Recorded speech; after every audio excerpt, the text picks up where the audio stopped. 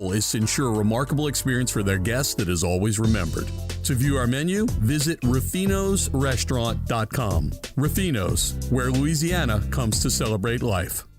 The Grand Bayou Casino, conveniently located off I-10 at exit 139 in Gross-Ted, offers the latest video poker machines 24 hours a day, 7 days a week. Got a great staff at the Grand Bayou Casino. Our inviting staff will greet you with complimentary coffee and sodas as you enjoy listening to the curated tunes in our comfortable seating. Make the trip to Grand Bayou Casino, where players are welcome. The Grand Bayou Casino, I-10 at the Gross-Ted exit. If you or someone you know has a gambling problem, call 1-877-770-STOP. The Grand Bayou Casino. Why do billion-dollar insurance companies regularly delay and deny valid claims? Because that's how they got to be billion-dollar insurance companies. If you've been injured, I'd like to help. Spencer Callahan is the one to see. Call 387-2323. LA filing number 16-7969. WNXX Jackson, KNXX Donaldsonville, and WDGL HD2 Baton Rouge. This hour brought to you by Spencer Callahan Injury Lawyers. LA 21-12681. Offices in Baton Rouge. Now, the Hunt Palmer Show. A magic beyond anything you could ever imagine. You are now listening to the Hunt Palmer Show. Brought to you by Sagrera Farms on 104.5 ESPN Baton Rouge. Locking down the middle of the day. You really think that's the best idea? Live from downtown Baton Rouge, this is Hunt Palmer. It's quite a piece of work.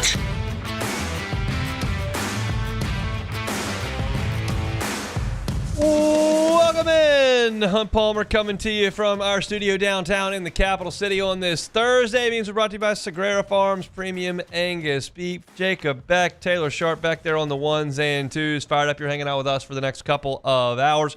Working towards the weekend and lots to do over those 2 hours. Marlon Favorite, Big Fave, with me on the LSU Sports Radio Network, 2007 national champ. Going to come on at 1:30, talk some Tigers. LSU's defense been pretty good. Fave and BT, who I hang out with on Saturdays, really like it when the defense plays well. And it hasn't played well for a while. We'll talk to Fave coming up in 30 minutes. Chris Blair, voice of the Tigers, here at 2:15. Brian Kelly's show this evening at 7 o'clock. So we'll talk about that with Chris Blair. And Luke Johnson, covering the Saints, will be with us at 2:30. I want to talk a little bit about the Heisman odds that are coming out here after 3 weeks of action. How many teams can win the Southeastern Conference? We'll talk about that as well. So let's crank it up the way we do every single day with our Genesis opening drive. It's time for Hunt's Opening Drive, presented by Genesis of Baton Rouge. So Bill Barnwell's got a story up on ESPN.com right now that is interesting. It is ranking the 0-2 teams in the NFL. There are 10 of them. And yes, he has the Saints ranked 9th. It's not a shocking development. He does say the Browns are worse than the Saints. But there were some interesting pieces in the analysis that I think are a little bit more important than where he has the Saints ranked, because as we've discussed ad nauseum, like, we're not really that concerned with where the Saints rank in the National Football League right this very second, because they're not really going anywhere this year. But what's the most important thing about this current Saints roster? Well, it's probably the young players. But right there behind it, if not maybe a little bit in front of it, I can listen to either suggestion. It's the coaching staff. It's Kellen Moore, and it's Brandon Staley, and it's putting a foundation in to try to get out of this rut that the front office has put them in, right? And the wins and losses are not going to reflect the positives that this coaching staff is doing, because they quite simply do not have the horses to run this race. But that doesn't mean that you can't coach well. And that's an important step for this franchise. Kellen Moore is going to handle that offense. And I feel like there's a pretty good chance that Brandon Staley handles the defense for a few years. Coordinators come and go, yes. But Brandon Staley's stint with the Chargers did not go very well. He was not well received nationally. His reputation wasn't great in the league because the thought was that those rosters were really, really good, and he didn't really get anything out of them. So I don't think anybody's beating down the door to hire Brandon Staley away if the Saints field a couple of good defenses. So what I'm saying is, I think the Saints have a chance to keep Kellen Moore and Brandon Staley in place for a few years. And if they do a really good job, that's a huge, huge positive for your team. And we can sit there and watch what the Saints are doing offensively, sit there and watch what the Saints are doing defensively. But I do think some of the numbers that I certainly can't monitor while we're watching the game and don't have access to the ridiculous metrics that ESPN do, some of these numbers were encouraging to me. For instance, and the line says that Staley's defense is letting its freak flag fly. I think some of these numbers are good. According to Next Gen Stats, the Saints are having defenders drop off the line of scrimmage a league high almost 52% of the time. They're disguising things. They're doing things out of the ordinary because they know that they don't have elite players on the defensive side of the ball. They've also led the NFL in creepers, meaning guys approaching the line of scrimmage, as well as simulated pressures. They're doing that at a 12% rate. That leads the NFL. As Bill Barnwell writes, it's a necessary reality for a team that doesn't have the talent to win by simply rushing its front four. The pressure looks help the Saints define protections and create potential one-on-ones. And that's coaching. That's coaching is having to make up for a talent deficiency. And if you're doing things that are creative, that are cutting edge, that are giving opposing teams some issues, even though at times the players that you've got aren't able to take advantage of those, that's as good as you can hope for from a coaching perspective. And I like the fact that the Saints are being as creative as anyone at the line of scrimmage defensively. I think that's a really, really good look for Brandon Staley. Now, I wish Mac Jones didn't light the Saints up last week. I wish that Pete Werner did a better job in coverage. I wish DeMario Davis was 6 years younger. I wish that you didn't lose one of your new starting safeties for the year after one game. I wish all of these things were true. I wish Chase Young had played. But I think Brandon Staley, statistically and from a creativity perspective, is doing a pretty good job, and I like that. The secondary ranks 25th in EPA per play when the pass rush doesn't get home. That's just a product, I think, of youth, of Kool-Aid McKinstry, of Lante Taylor. These guys are pretty young. Now you got Jonas Sanker in there, and you're not covering great. They didn't do a great job against Marvin Harrison Jr. I get it. They didn't do an awesome job against Kyle Shanahan's offense in coverage. But while you coach those guys up, if you're being creative, I think that's a real positive. The Saints also offensively, if we switch to Kellen Moore's group, they're doing something that leads the NFL right now. And I didn't realize this. I'm watching the game, and I do get a sense that they do want to play quickly. That's very common for young offensive coaches. The Saints are the fastest team in the NFL, as Barnwell writes, by a considerable margin. They're going very quick. They're not allowing defenses to completely set up. They're trying to simplify things for Spencer Rattler, who is throwing the ball a lot. He's thrown 80 passes through 2 weeks, and Chris Olave and Juwan Johnson are two of the league's 12 players that have 20 targets apiece. So as Barnwell writes, they're leaning into tempo. They're making Rattler's life easier in terms of seeing fewer exotic blitzes. If defenses can't communicate a lot pre-snap, it limits what they can do. Everybody's got to be on the same page on defense. You can't have busts. And so if you go quickly, you may make things a little easier. And I don't know if Kellen Moore would play this quickly if he had a prime Drew Brees there. You might want to take a little bit more time and make sure that you're getting things complex on the offensive side because you've got a guy that can handle that. But in this case, you don't have a veteran. You don't even have one on the roster. So you're doing things to help with that. And I didn't realize the Saints are playing the quickest of anybody. Rattler has been sacked on only 4.6% of his dropbacks this season. That's above league average. You know your right guard's not playing well, and both your tackles are quote-unquote new. The rookie's a left tackle, and on the right side, you've got a guy who's playing right tackle for the first year, who's a second-year player. So you're effective in keeping Rattler upright by playing quick, by allowing him to get the ball out quickly. All of these things are positives to me with the way the Saints are being coached. I am well aware you've got a young offensive line that's playing horrendously at right guard. I'm well aware that your running back is past his prime. I'm well aware that you don't have a game changer at tight end. I'm well aware that you don't have an elite number one wide receiver. Chris Olave is a nice player. Does he stack up with the number ones across the NFL? I would suggest no. The horses aren't good enough to run this race, as I said to start. But I like the fact that some of the Saints' tendencies, some of the things that they've done through 2 weeks, suggest that they're being coached well. Ultimately, Kellen Moore is going to be judged on wins and losses. In my opinion, and this is my opinion, he's not going to be judged on wins and losses this year to the extent that he will ultimately. If things go atrociously and you lose every game on your schedule, we'll have a different discussion. I don't anticipate that that's going to happen. But I don't think there's a huge difference in going 3-14 and 5-12. I think those are essentially the same. This is not a wins and losses discussion. This is a creativity, innovation, and then playing to what you have. It's going to be on the front office and some of these coaches to make sure you restock these shelves come draft time, make prudent free agent acquisitions, find a couple of guys that are undrafted that can make your team and make a contribution.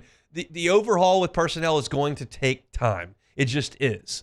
But the guys that you feel like are going to help lead this charge are already in place. And I learned some things in this piece that suggest that they're doing some things well. Kellen Moore screwed up the beginning of the end of the first half in terms of using his timeouts in the first game. He absolutely did. That was indefensible. His answer going into the halftime locker room stunk. I wouldn't phrase it any other way. But let's just see if that happens again, or if he learned from that. It's the first time that he's been a head coach ever. First time he's had to make those decisions ever. Now, I've never done it either, and I'm sitting on my couch going, shouldn't they be using some timeouts here? So to me, like, it's not excusable, but I will allow for a first-time head coach to make a mistake here or there, especially early in the season. But as long as we see progression from that perspective and you see them doing things like this that are noticeable in the analytics that may not show up on the win and loss marquee that you see every Sunday on the pregame show, that's a positive. And, like, I'm just not really in the mood to sit here from August through Christmas and just dump on the Saints every single day because their team's not good. Like, that's not fun. Nobody wants to listen to that, and it's repetitive. So when I see something that is a positive, like, I'm going to point it out. I'm going to highlight it because you always have hope, and that hope is dwindling for this year, and I don't know if anybody really had much of it. But for the franchise, for moving forward, I feel like stuff like this is a positive. So I wanted to highlight that as we got started today on our Thursday show. We're brought to you by Sagrera Farms Premium Angus Beef. That's our black and gold discussion for hour number one. We'll get back into it with Luke Johnson in hour number two. Marlon Favorite here in about 20 minutes. When we come back, Devon Keys met with the media on Tuesday evening, and I really enjoyed our conversation from a print perspective. We'll hear some of the things he had to say to the TV crew as well. We'll do that when we come back. The Hunt Palmer Show. One Bath and Closets. OneBathAndClosets.com is the website. David Duvall and his team, 30 years redesigning and remodeling bathrooms and closets. If your home is 20, 25, pushing 30 years old, David tells me that that's about the time you start to see some of the issues in the bathroom really start to rear their ugly head. Depending on frequency of use, the construction, the type of things that are in your bathroom. If you're starting to see wear and tear, if you're starting to see a decrease in functionality, and sounds like, yeah, I wasn't here when we built this home, but I think it's about 25 years old, we'll start thinking about making some changes in your bathroom. You can do a full-scale renovation. David and his team can take out showers. They can put showers in. They can take out bathtubs. They can put bathtubs in. They can handle your flooring, your vanities.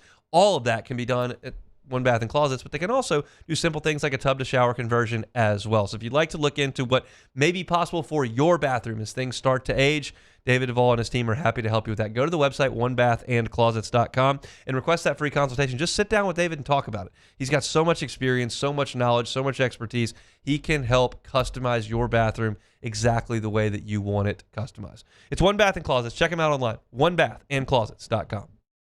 At Bayou Automotive, we believe in a sales process that puts you first. We want you to experience an easy purchase with clear pricing and great service. Let Bayou Ford and Bayou Chrysler Dodge Jeep Ram be your trusted partners in finding your perfect vehicle. The crew at Bayou Automotive is going to do right by you. At Auctioner, we know healing is a team sport. That's why we've partnered with world-renowned orthopedic surgeon Dr. James Andrews to create the Auctioner Andrews Orthopedics and Sports Medicine Institute. Whether you're a professional athlete or a weekend warrior, our team of specialists are dedicated to getting you back in the game. So whatever your reasons are for reaching your personal best, we've only got one: you. Auctioner Andrews Institute. Long live you. Gulf Coast Bank and Trust is giving our customers the power to bank anywhere, anytime during this challenging event. And we're right there with you. Our mobile banking app is a smart way to manage your money and time. Gulf Coast Bank and Trust, the bank that cares about you. I'm Gabrielle McLeod on behalf of the Louisiana Propane Dealers. I have spent hundreds of hours preparing for scholarship competitions.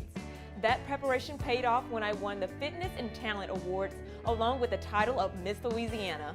The Louisiana propane dealers are also pretty talented and want you to be prepared for when the power goes out. Visit LouisianaPropane.com to find out about propane generators and other safety tips.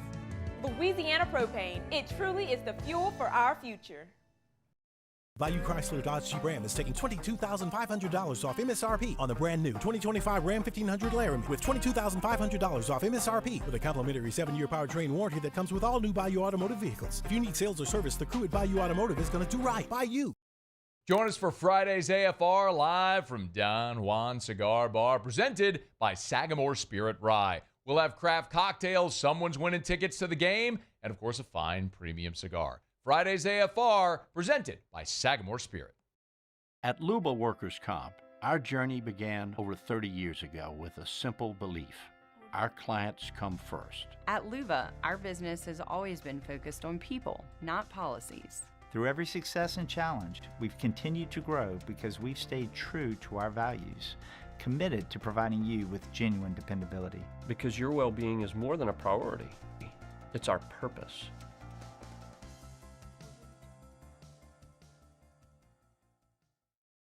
Family owned and community driven. Service Chevrolet Cadillac, a legacy you can trust since 1972.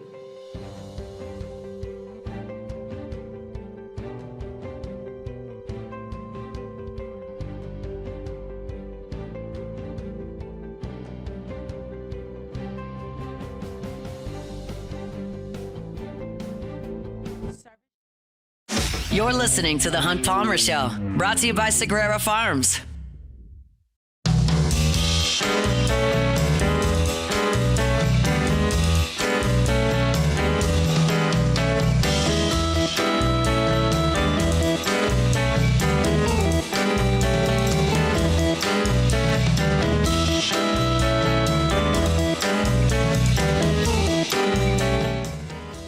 Chugging along here, Thursday edition of the Hunt Palmer Show. Marlon Favorite with you in 15 minutes. You know, there are some things in life that you want the best in. There are some things in life you're just okay kind of getting by. Beef is one of those things that I want it to be good.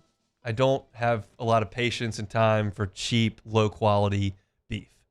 And a lot of that's out there. There's a huge, huge shortage right now in terms of beef. You're seeing that reflected in prices. It's tough to get some of the best beef, unless you're right here in Baton Rouge, because Sagrera Farms Premium Angus Beef has a ton of it on the farm just 30 miles outside of Baton Rouge. So if you want prime Angus beef for your ground beef, for your steaks, call Sean Sagrera at Sagrera Farms. I've told you this quite a few times, but I think it bears repeating. It's pretty easy to comprehend. You're talking about select beef that makes up about 30% of what's out there. It's on an IMF score. It's a 1 to 3. You get to the choice, that's about 60% of the beef that's out there. That's 3 to 8% or so. You get north of 9, that's your prime Angus beef. North of 9. Sean had a vet out to the farm to do ultrasounds. They're not guessing here. They actually know what the IMF content is in these cows. They've got a bunch of 11s, 12s, 13s, 14s, 16s, 18s. There's a 20 on the farm that he showed me last week. This is some of the best beef in America, and it's available to you right here in Baton Rouge. You can fill your freezer with it. So when it's time to put burgers on the grill, you thaw some out, got some of the best beef going. When it's time to grill some steaks to watch the game on a Saturday night, you got ribeyes, fillets, strips, skirts, all that prime right there in your freezer. Do beef a little bit differently. Call Sean Sagrera, go up to the farm, take a tour. You can see the animal that you're going to bring home. Call them at 225-719-1723. 225-719-1723. There's no deposits involved. It's just a different way to do your beef. Go to the farm and get some Sagrera Farms Premium Angus beef. All right, talk to some players back on Tuesday. I wrote about this this morning at LouisianaSports.net. They tend to run together at times. And we talked to two different defensive players every week. We've talked to Witt Weeks, we talked to West Weeks, we talked to Deshaun Spears, Devon Keys, we've talked with Jack Pyburn, we've spoken with Mansour Delane. Like, we've talked to a lot of them. And what has struck me, and this is what I wrote about, is they all kind of look and sound the same. They're happy. They're smiling. They say they're having fun. They talk about being together, the cohesiveness that they have. And I'm well aware. I've covered enough teams and spoken to enough players. I've covered teams that have won national championships. I've covered teams that have stunk in all sports. And winning helps. There's no question. Winning helps the interview sessions. It just does. When teams are winning, people are happier. But this group really seems to be singing the same song. And it's refreshing every Tuesday when we chat with him. Devon Keys was no different back on Tuesday. He's not a starter on this defense. You got Witt and West, and those two guys man the starting positions. But as you know, you've had a targeting foul in the Florida game, and Devon Keys had to come in, and he spoke about stepping in that spot. You always look forward to getting to go out and play with your brothers. It was unfortunate how it happened, but it's always next man up. We've been preaching that since the beginning of the season. We know we have a great team. Everyone's looking forward for their chance to play, so you just got to stay ready and be ready to play with your brothers. One of the biggest things with this defense, and I talked about this back on Tuesday, is the remarkable depth that's been cultivated here at every level of the defense. And I went into depth about that on Tuesday's show. But linebacker certainly qualifies because you saw Whit Weeks go down with targeting. Keys steps in. You saw West go down with the calf injury. You saw Tylen Singleton come in. You've got Harold Perkins, who basically plays a linebacker role on this team as well. And you've got extra bodies that are able to come in and you don't miss a beat. Devon Keys led the team in tackles on Saturday, and he wasn't a starter. He played after the first drive of the game, but he wasn't a starting player based on the quote-unquote ability level. You feel you got two guys who are better players. That's why they start. Keys comes in and lead the team in tackling. He spoke about the depth in the linebacker room. From the offseason, I knew we were going to be something special. Everyone in the linebacker room is locked in. You could throw anyone out there. They know what they're doing. They're flying around. They're making plays. And it was really great getting to play with, Zach and Tylen, those guys who don't really get game experience, getting to see them go fly around and have fun out there. That's one of the things that they all say is that they feel like that it's next man up, and that this is the big part of that quote. Everyone knows what they're doing. That is something that Whit Weeks harped on last week. And we kind of asked him, what's the difference? You played on this defense 2 years ago. It wasn't Blake Baker's defense, but you were on the LSU defense 2 years ago when it was a train wreck, and this one feels like it's one of the best in the country. And I'm what's different? Everybody knows where they're going. That's something he harped on. Devon Keys brought it up completely, and they all have an understanding of what they are doing on the field. And that's a huge testament to the position coaches and the coordinator, Blake Baker. And Keys talked about learning linebacker from Blake Baker. There's a lot I've learned. He's real specific on his technicals, so keeping your pads low, keeping your eyes up. A lot of small details that you don't really get from most coaches, and that's what I think sets him apart from others, is that he focuses on the technical and not only making the tackle, but how you made the tackle. Are you in the right body position, the right angle, things like that. They do a lot of detailed work over there on the practice field, in the film room. They do AI stuff. They do a lot of detailed work. But one thing that you got to have is reps. And Devon Keys got some of those reps last year playing linebacker. He played more as the season went on, especially when Harold Perkins got hurt. He just got thrust into more action. And this year, he wasn't really projected as a starter. Witt and West were the starters all of fall camp. But Witt was on a pitch count. And Devon Keys got a lot of reps, and he spoke about how helpful that was, that while Witt was taking some time and they weren't going to overwork him, Keys got those reps. I think it helped a lot, especially with getting that chemistry with West. Will's not really a position I played. I played a lot of star last year. I played Mike before that. So getting to take that time at Will got me a lot more comfortable, and the chemistry with West as well. So say Witt needs a breather, I'm able to go in and we don't miss a beat. It's just part of the depth that they've built. This group has someone to step up at every spot on the field. Quite literally, you can't name someone outside of Perkins. Perkins is a skill set that I don't think anybody can really replicate.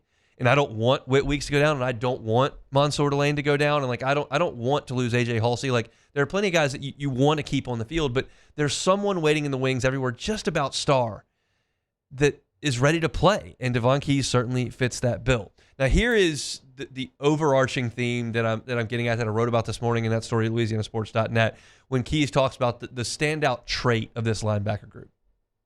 It's really about being unselfish. We definitely have a lot of that in our room. It's everybody's playing for the team, whether it's special teams or defense. Everyone's ready for their name to be called, ready to run down on kickoff. They're ready to go in at any moment. And that's something that really gives you confidence in the linebacker room because, you know, everyone's playing for each other. No one's playing for themselves.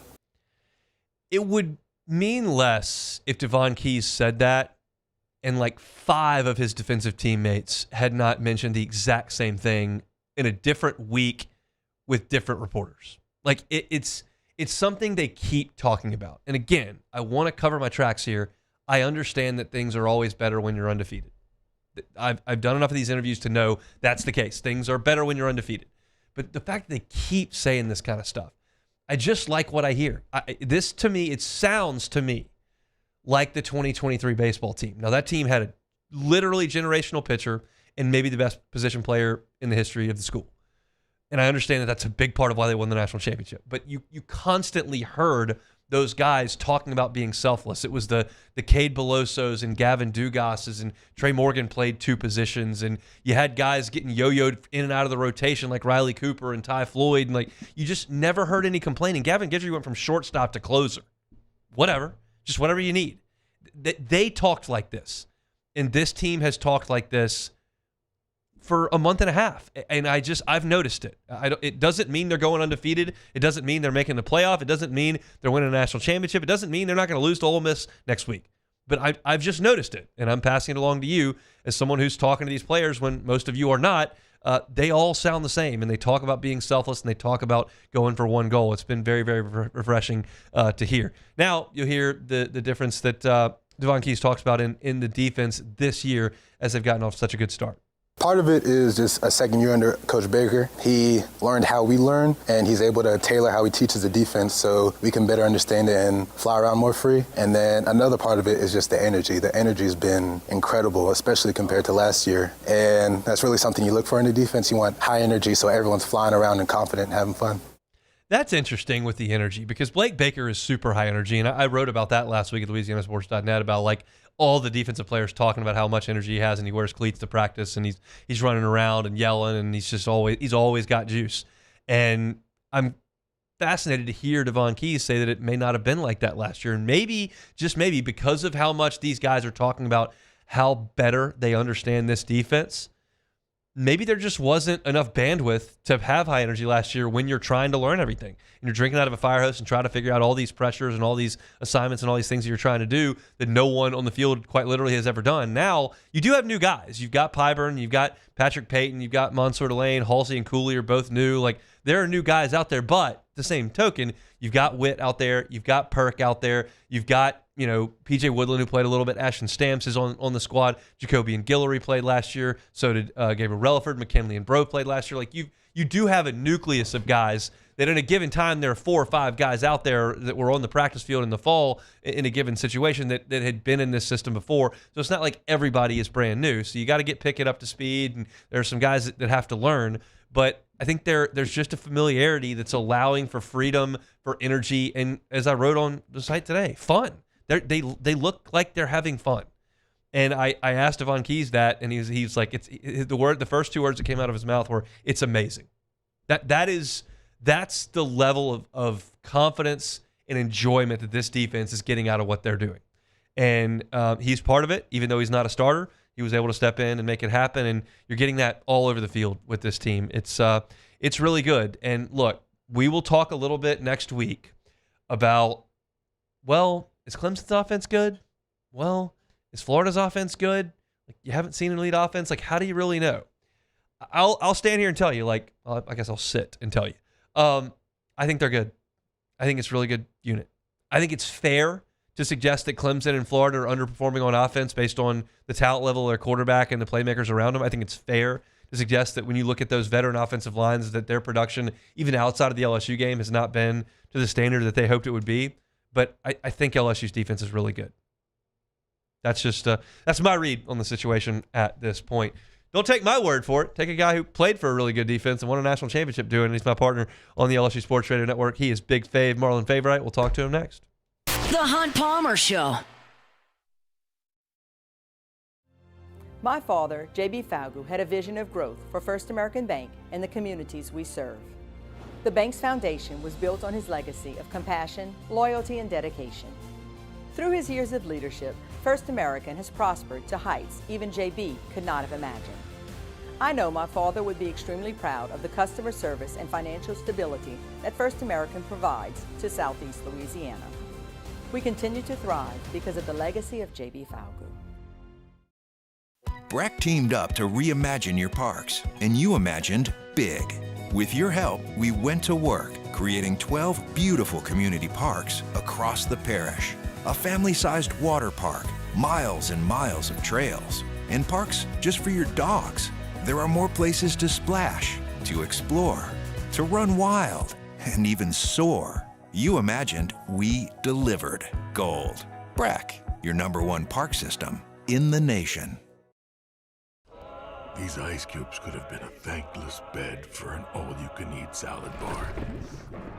But instead, they cradle and cool the crisp, refreshing Dos Equis. Nicely done, ice cubes.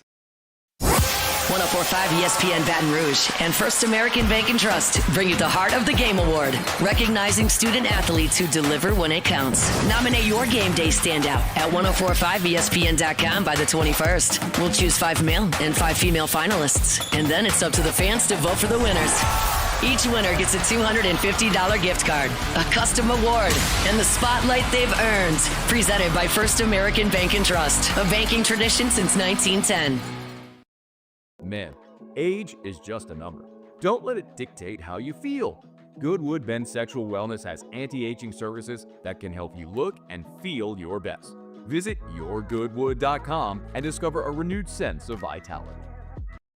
We typically think of stress as being bad for us. At Our Lady of the Lake and LSU, we are researching how certain types of stress, such as exercise, can be good for our immune health. By studying people under extreme stress, such as athletes, astronauts, service members, and first responders, we're learning how to improve the immune health of everyone. That's the power of research. That's the impact of champions. Together, we roar. At Luba Workers' Comp, our journey began over 30 years ago with a simple belief.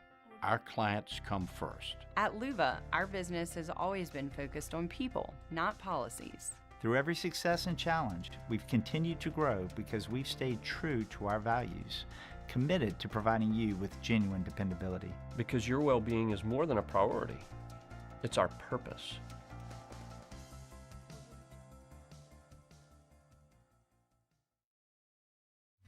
At Sunshine, we know what you see when you look at your land. Where others may see dirt, you see the foundation you've built your life on. It's hallowed ground. It's past, present, and future. We're proud to provide quality John Deere equipment to help you maintain the land you love. Check out our current promotions and learn more about what it means to be powered by sunshine at sunequip.com. Value Chrysler Dodge Jeep Ram is taking $22,500 off MSRP on the brand new 2025 Ram 1500 Laramie with $22,500 off MSRP with a complimentary 7-year powertrain warranty that comes with all new Bayou Automotive vehicles. If you need sales or service, the crew at Bayou Automotive is going to do right by you. Gulf Coast Bank and Trust is giving our customers the power to bank anywhere, anytime during this challenging event. And we're right there with you. This is the Hunt Palmer Show, brought to you by Sagrera Farms.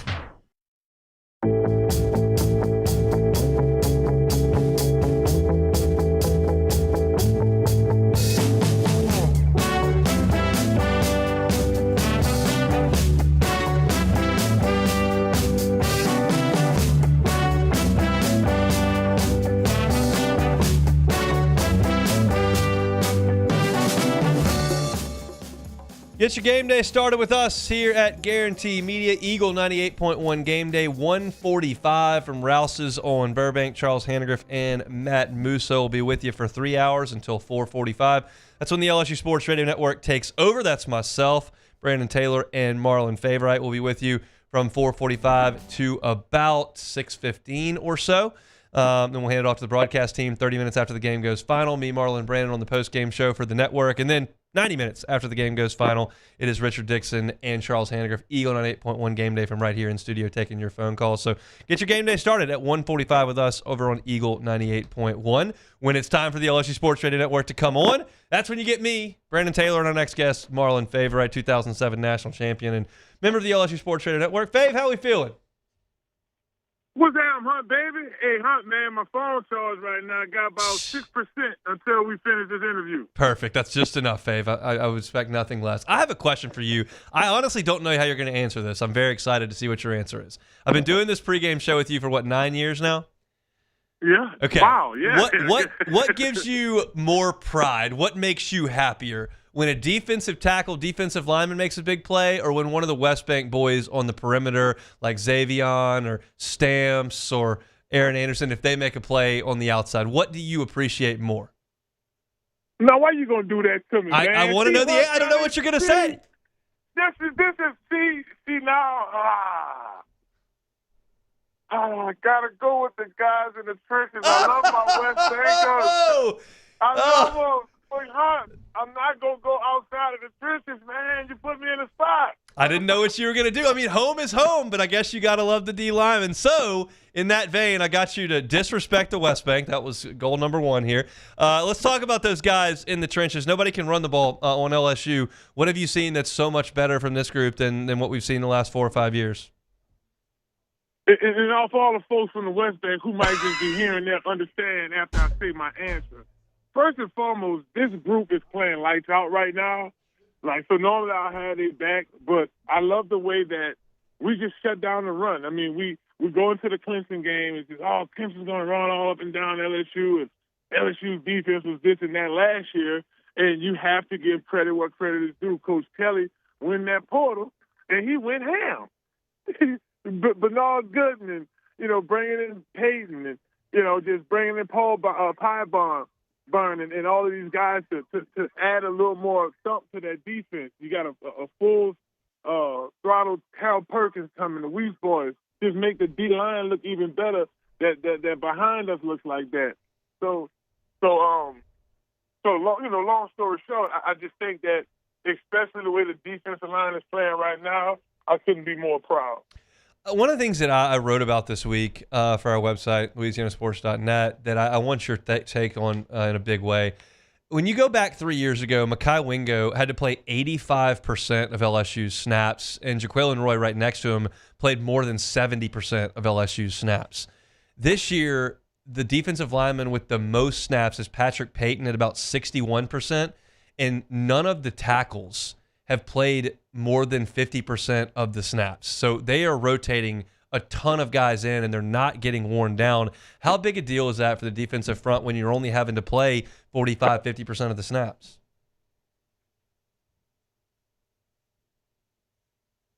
Did we lose my guy? It's huge. It must be. You know what? I'm on the West Bank right now. So, they heard me talking trash and I messed my phone up. So let's talk D-line rotation. How big a deal is that? So in all honesty, Hunt, it's huge because, LSU at its best, historically speaking, we have depth on the D-line. I've shared these stories over our 9 years working together. How many times you probably lost count?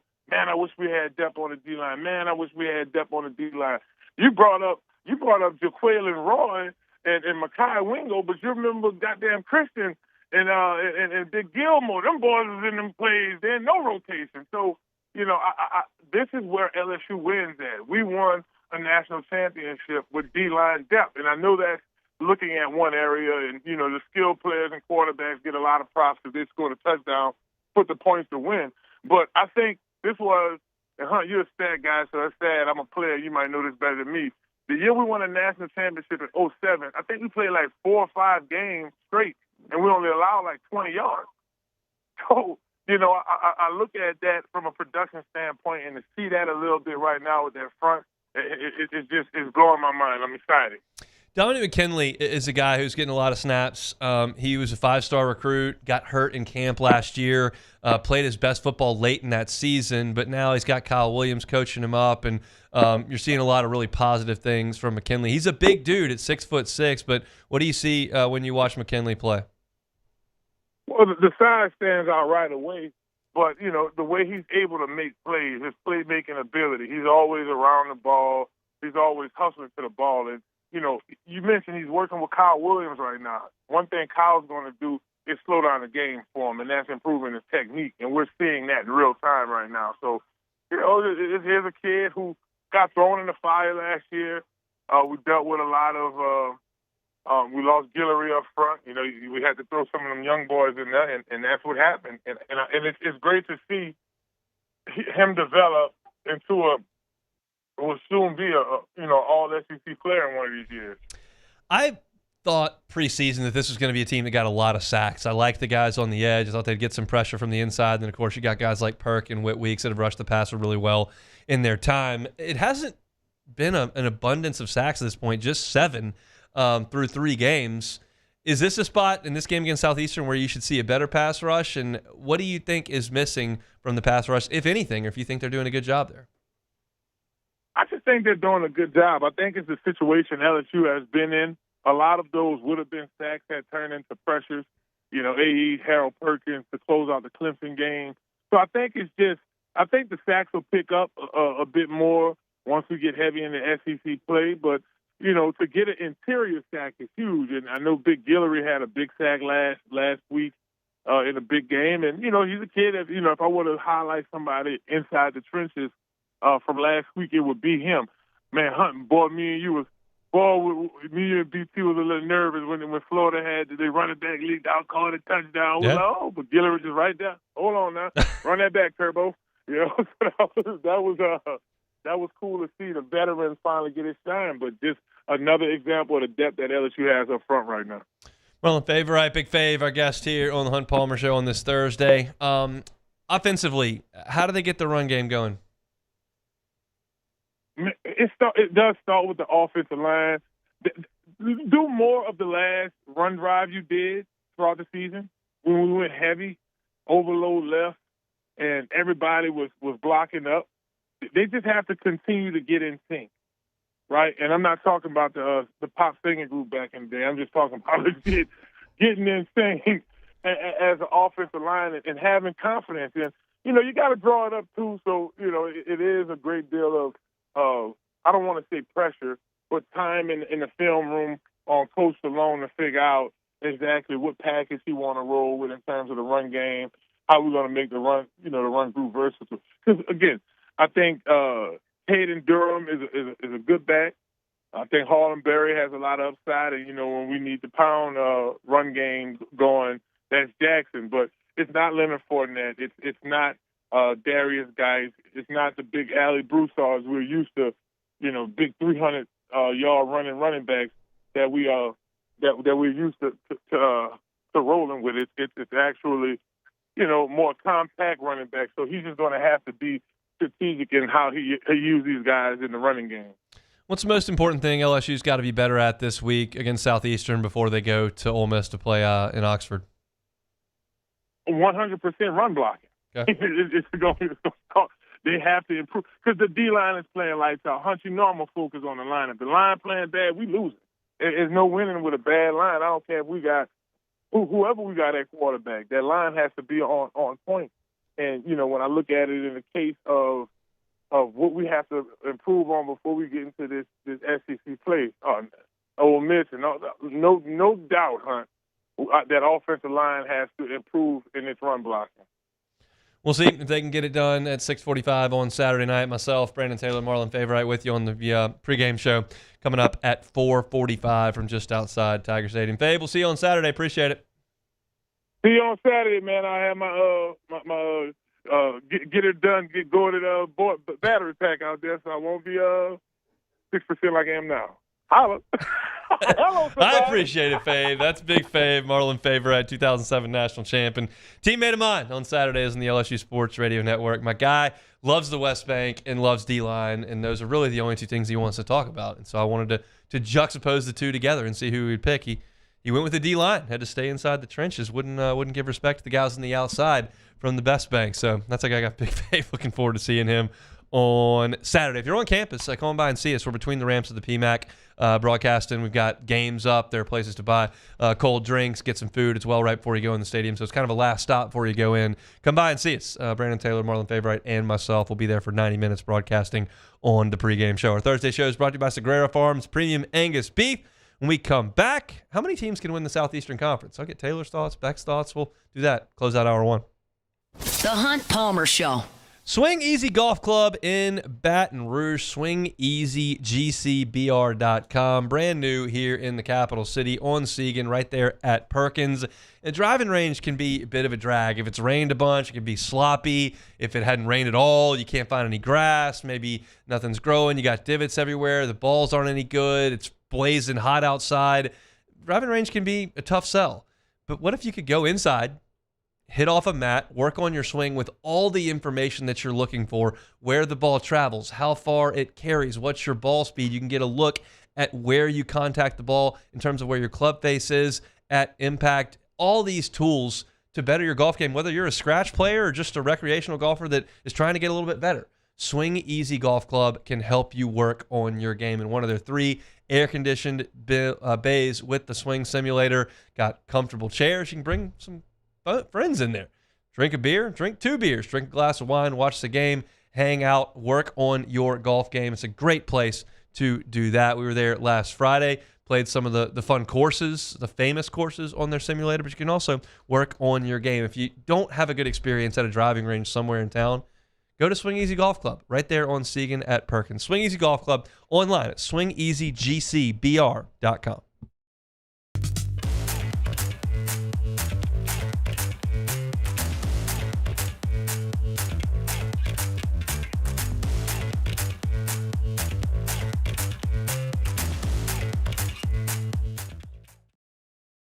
When it comes to pipe fabrication, time is money. And at River Parish Contractors, we make every second count. Our 36,000 square foot shop is ready to take on your projects right now. With experienced welders, precise fittings, and fast turnarounds you can trust. Whether it's a single custom spool or a full-scale run, we have the capacity and the skill to keep your job on schedule. Call us or visit rpcontractors.com for your quote. That's rpcontractors.com. These are the luckiest ice cubes in the world. They could have been a thankless bed for an all-you-can-eat salad bar. But instead, they've been called upon to cradle and cool a crisp, refreshing Dos Equis. Looks like the lucky just got luckier. Dos Equis. Breck teamed up to reimagine your parks, and you imagined big. With your help, we went to work, creating 12 beautiful community parks across the parish. A family-sized water park, miles and miles of trails, and parks just for your dogs. There are more places to splash, to explore, to run wild, and even soar. You imagined, we delivered gold. Breck, your #1 park system in the nation. ED, low T, or simply seeking to optimize your health and performance? Goodwood Men's Sexual Wellness offers a range of discreet services to address your specific needs. We empower men to reclaim their health and confidence. Visit yourgoodwood.com. Join us for Friday's AFR live from Don Juan Cigar Bar, presented by Sagamore Spirit Rye. We'll have craft cocktails, someone's winning tickets to the game, and of course a fine premium cigar. Friday's AFR, presented by Sagamore Spirit. We came up with the idea of auctions in August. Gulf Coast Bank does all the work. We display the item, we prominently feature it in social media, on our website, but we do it because it's the right thing to do for the community.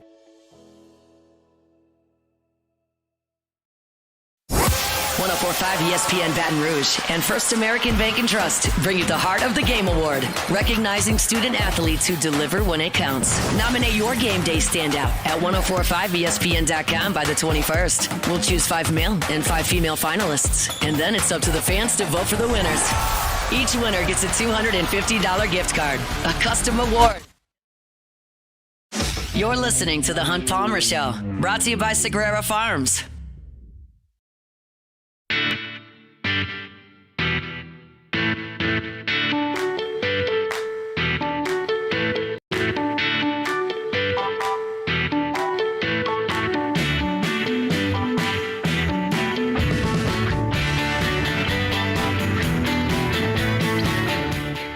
Tell y'all personal stories about the Sagrera Farms beef in our house. My wife thinks the burgers are significantly better than any burgers I've ever made at home with the ground beef that we got from Sagrera Farms. I can tell you for sure it's the best ribeye I've ever cooked at my house from Sagrera Farms. We also made a little call this weekend. We had some beef and broccoli at the house, homemade.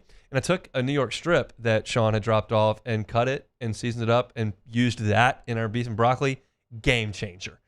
If you want prime Angus beef in your freezer at the ready for your burgers, for your steaks, for your tacos, for your beef and broccoli, whatever the case may be, if you want the best, Sagrera Farms is where you need to get it, just outside Baton Rouge. Call Sean. I gave you his number every single week. Prime Angus beef just outside Baton Rouge. 225-719-1723. Again, 225-719-1723. That's Sagrera Farms. They bring you our Thursday shows. All right, Georgia, in my opinion, could just wreck this entire segment over the course of the next few weeks because, generally speaking, they're the best team. And last year, the SEC said, oh, yeah, Georgia, you're so good. Why don't you go to Tuscaloosa, go to Austin, Texas, go to Ole Miss, play all them, and then see how you do. And, well, they won the SEC. So maybe they're just better than everybody. They've been the standard in the conference for 5 years now. But I think the SEC is wide open. And I can make a damn strong case right now to me for, I think, 5 teams to win the SEC. I'm omitting Tennessee and Texas right now. I think Texas looks bad. I don't think they can win the SEC. They would have to have a renaissance offensively. And the same is true for LSU, but at least I've seen Garrett Nussmeier do it. At least I've seen Barryon Brown do it. At least I've seen Aaron Anderson do it. At least I've seen Caden Durham do it. At least I've seen Joe Sloan do it.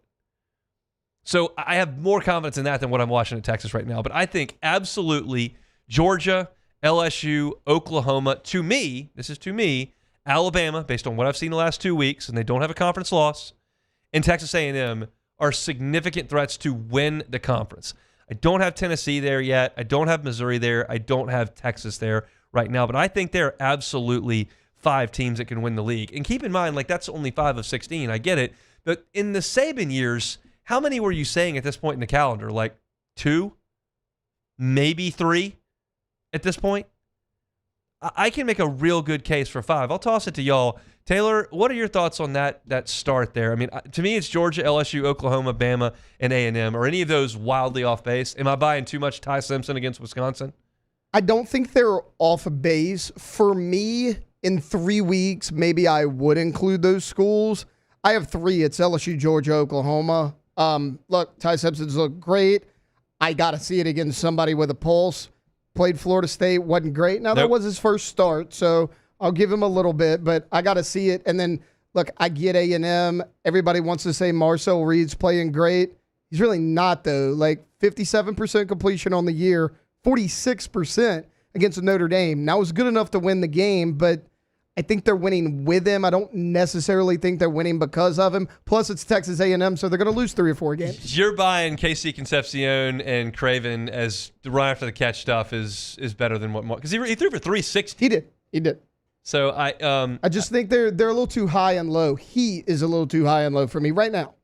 That could change. My problem with Alabama is their schedule is not easy. I mean, they've got to go. They've got to go to Athens this week or next week, and then they've got to play. I know you're gonna laugh at me, but they're playing Vanderbilt. Yes, they're playing a good Vanderbilt team, hon. I don't care what you say. Vanderbilt is going to compete with them. Mm-hmm. Then they've got to play. They've got to go on the road to Missouri, which is probably not that much of a task. But Bo Prabula's look good for Missouri, and they can score. They got to play Tennessee at home. Oklahoma they got to play. Home. They play Oklahoma at home. They play LSU at home, and then they got to go play Auburn on the road in Auburn. So Auburn's better than people think they are. Yeah, Auburn's going to be. I think they're going to be on better. This list. No, I don't think they could win it. They can't throw the ball enough, but their running game will keep them in games. So I think Alabama's schedule is too much. It's too challenging for them to get there. You can really say that about most teams. I think Tennessee. Bama's stuff is all at home except for at Georgia. It is. Probably 7-1 is probably what you're looking for. Yep. Yeah, I think so. But I was going to say Tennessee. you didn't include them, and I'm not going to sit here and say that I would put money on Tennessee winning the SEC, but their schedule is not that bad. They do have to go on the road to Tuscaloosa, but they get Oklahoma at home, and other than that, I mean, that's pretty much it. They had Georgia already, so now they've got UAB, Mississippi State, Arkansas, Kentucky. They've got New Mexico State at Florida and Vanderbilt. Like, I could see them. Ooh, I didn't realize it was that easy. Yeah. I mean, Oklahoma is going to be tough. Oklahoma's going to be tough, but it's at home. And then they go on the road to Alabama. And if they win that one, I think I could see them going 7-1. And they throttled Oklahoma a year And we ago. just assumed that Texas was going to be really good. We did. And that was going to be a really hard game for them to win. Now they'll be a favorite in that game. Yeah. So that's shifted in the last 3 weeks since we've seen that. So, yeah, I mean, Oklahoma is absolutely in the picture. I would throw Tennessee in there. And I think I would take Tennessee and then take Alabama out. That's what I would do. But would you keep A&M? I would. A&M's tough, but I can't do it. Yeah, they've got some. I don't know. And even though Texas hasn't looked great, I still think having to go on the road and play Texas at the end of the year is not going to be easy. Their defense has not been good either. Yeah, as we go through these schedules, and I look at Notre Dame, who has played themselves out of it, and I think about the national landscape. Clemson looks like garbage. But Miami looks really good. I know, but Miami can win the league and get the automatic. I'm thinking about a 9-3 SEC team getting in. Florida State might be there too. Florida State's got a chance. That's a good win over Alabama. Interesting stuff. I think that's fascinating. I think it's more wide open than it has been, and that's just, I think, by nature of the fact that Saban's machine is no longer there. Kirby's is there, but you feel like folks can play with them. They lost a couple times last year, and they lost a game this year. So then they were played to a very close game this year by Tennessee already. So you feel like there's wiggle room there. Just a thought. Still got a lot to do in our second hour here. Looking forward to it. We'll talk to Chris Blair coming up in 20 minutes. Also talk to Luke Johnson about the New Orleans Saints. I want to talk some Heisman when we come back. We will do that after National Headlines and Sports Center. It's a Thursday edition of the Hunt Palmer Show. The Hunt Palmer Show. Genesis of Baton Rouge. GenesisofBatonRouge.com is that website. Every car that's on the lot is online at GenesisofBatonRouge.com. I was touring their facility. This is about a month ago now, and it's so amazing. And one of the things that I've told you about numerous times is when you buy a new vehicle, a lot of times you get to sit with one of the sales folks and you get to see all the features of it. In this part of the world, you get out on that blacktop in the middle of August, September, and it's 1,000 degrees. And yeah, you're glad you get to see all this, but you're also boiling hot. You don't have to deal with that at Genesis Baton Rouge because they've built a facility right there where you can drive that car in climate controlled and go through everything. It's that kind of attention to detail that to me just separates the folks at Genesis. It's an experience to be a Genesis driver. Get on by and see them, Airline at PQ. Check out the inventory at GenesisofBatonRouge.com. That's GenesisofBatonRouge.com. At Bayou Automotive, we believe in a sales process that puts you first. We want you to experience an easy purchase with clear pricing and great service. Let Bayou Ford and Bayou Chrysler Dodge Jeep Ram be your trusted partners in finding your perfect vehicle. The crew at Bayou Automotive is going to do right by you. Baton Rouge's home for real rock. It's Eagle 98.1. Foo Fighters. Led Zeppelin. AC/DC. Pearl Jam. And the flagship home for LSU sports. Take us anywhere with the Eagle 98.1 app. Eagle 98.1 is the rock station. Today, we are shaping tomorrow. We are researching how extreme stress impacts the immune system, from trauma victims to athletes and even astronauts. Our work is leading the way in sepsis treatment, saving countless lives. We're unlocking the mind with music in exciting new ways. Our Lady of the Lake Health and LSU are improving the health of our state. That's the impact of champions. Imagine the impact we'll have on the future. Together, we roar. Hi, this is Beth Torina. Welcome to my pool.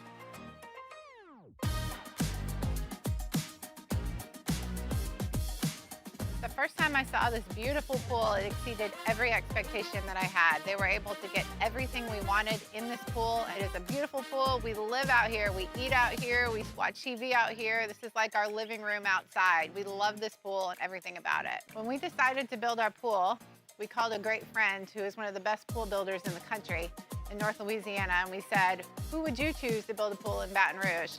And without a hesitation, he told us Russell Pools. He said their history, tradition of great builds, great pools was unmatched. So of course, who did we call? Russell Pools. The advice I would give to anyone looking to build a pool is first call Russell Pools. They'll do an incredible job. It'll be incredibly organized. It'll be time efficient, and you will have your pool in no time.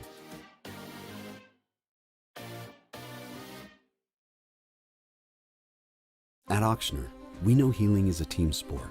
That's why we've partnered with world-renowned orthopedic surgeon Dr. James Andrews to create the Auctioner Andrews Orthopedics and Sports Medicine Institute. Whether you're a professional athlete or a weekend warrior, our team of specialists are dedicated to getting you back in the game. So whatever your reasons are for reaching your personal best, we've only got one: you. Auctioner Andrews Institute. Long live you. Family owned and community driven. Service Chevrolet Cadillac, a legacy you can trust since 1972.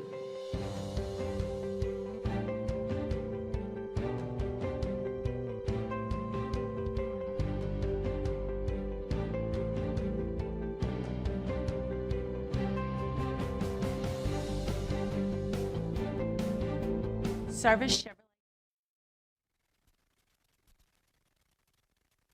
This is SportsCenter.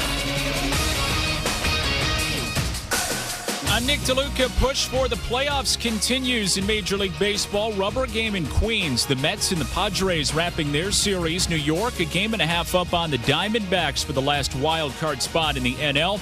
Padres in the second wild card trail the Dodgers by 2 games in the NL West. It's 5-1 Mets, top of the 6th inning. Pete Alonso with a solo homer in the first, his 37th of the season.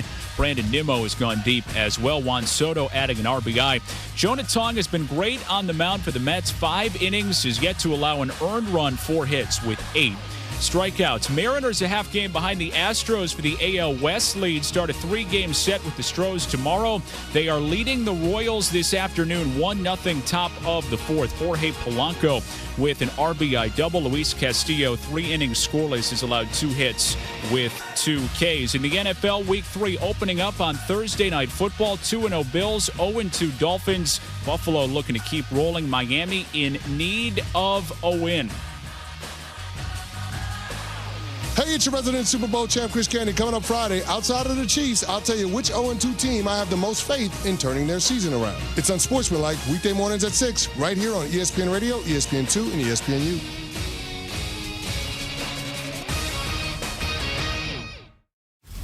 Now, the Hunt Palmer Show. A magic beyond anything you could ever imagine. You are now listening to the Hunt Palmer Show, brought to you by Sagrera Farms on 104.5 ESPN Baton Rouge. Locking down the middle of the day. You really think that's the best idea? Live from downtown Baton Rouge, this is Hunt Palmer. He's quite a piece of work.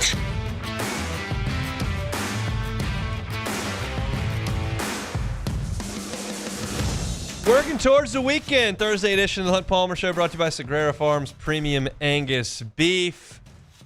Always have Chris Blair on Thursdays. He's with us in 15 minutes. Brian Kelly Show coming at you tonight at 7 o'clock from TJ Ribs. You can go check that out or listen to it over on Eagle 98.1. And chat with Luke Johnson coming up in 30 minutes. Luke covering the Saints was at practice. We're going to have to move Luke's segment around a little bit this year. We've always had him at 1:30, but now Kellen Moore, who's a millennial, won't practice in the morning. He doesn't like to get up in the morning, so they practice in the afternoon, and Luke's got to be at practice at 1:15. So we have to bump him into the second hour permanently here. I'll talk to him about it later on this week, but we'll make it work. Always enjoy having Luke on. He's with us in 30 minutes. Let's talk Heisman. I don't know if y'all know this or not. Taylor, can you tell me who the favorite is to win the Heisman Trophy? It's probably John Mateer. He is co-favorites with one other player. Is it Carson Beck? Those are the two. Look at me, Heisman guy. That's very good. They're plus 800, which is pretty good odds. Usually at this point, you've got somebody who's already famous who Vegas is hedging against, and they've got you down pretty low in the 200-300 range. All the way up at plus 800, this thing is really wide open. And I think that the nature of these guys creates that. Carson Beck's a transfer. John Mateer is a transfer. Dante Moore is a transfer. He's third, tied with Gunnar Stockton and Jeremiah Smith, all at plus 1,300. And then you got Marcel Reed down at plus 1,400. The point of this is you can get some real good odds on the Heisman winner. And I think some of these are absolutely worth a play. Julian Sayin, I don't think is a great player at this point, but I think Ohio State's going to win a ton of games, and he's going to be in prime time a lot. And if all of a sudden you look up and Ohio State's undefeated again, and Julian Sayin has thrown for 3,600 yards, and he probably will against a lot of the teams that aren't very good in the Big Ten, like, you don't get Ohio State's quarterback at plus 1,700 very often. And I think that absolutely is worth a look. I think that it's worth it to look at Marcel Reed because of the amount of winning that I think A&M could do against a very manageable schedule. Now that they've jumped over that Notre Dame road landmine, like, we'll see. They go to Tiger Stadium. That's a primetime game. They go to Austin, Texas. That's primetime. But they don't have Georgia on the schedule. They don't have Bama on the schedule. That trip, Florida comes to them here coming up in a couple of weeks. And he's a guy that's going to put up crazy stats because he runs a lot and he is throwing for a lot of yards right now in that Colin Klein offense. And so at plus 1,400, like, those are good odds to reel in. And I don't even think that it's beyond the pale to go with Carson Beck or John Mateer at plus 800. Mateer leads the country in total offense at this point. He's second to Taylor Green. Taylor Green leads in total offense. John Mateer second, but Taylor Green's got an abysmal defense, and John Mateer's got a good defense. And we talked in the last segment about that we think that Oklahoma's got a shot here. Look, Taylor said he had three teams he thought could win the SEC, and Oklahoma's one of them. Well, Mateer plus 800, like, that's not great odds, but it's pretty good for this time of year. And then I think Beck is going to throw for a bajillion yards. The ACC is not very good, and they've got bad defenses, and he's going to hum it all over the place. I mean, it's possible that Notre Dame is the best defense he'll play. And, like, he's looked pretty good. And if, by the way, you want to go back and look at this, I saw somebody do this back in the summer, kind of rolled my eyes at it because I didn't really care. But Carson Beck's numbers last year, pretty similar to Garrett Nussmeier's. Like, pretty similar. Almost identical. Yeah, and it was like, well, this Beck guy sucks. Get him out of there. He's going to go get his car stolen on South Beach. And Nussmeier's like Heisman favorite back in August. And now all of a sudden, you look at Carson Beck and, like, that would have been a pretty wise play. So if you're sprinkling some cash on this, Taylor, where are you looking on the Heisman board currently? The same place I was in July when I had this discussion when I filled in for Hanny on Live at Lunch. It's Julian Sayin. I think it has to be. You have the best player in the country that you're throwing the ball to. Carnell Tate's no slouch. You got a good running game. He already has a premier win in the eyes of the voters under his belt with the win against Texas. Then he's going to put up the numbers. You go on the road and beat Illinois, who's number 9. After that, Hunt, you have 2 ranked teams. You have number 2 Penn State. That's at home.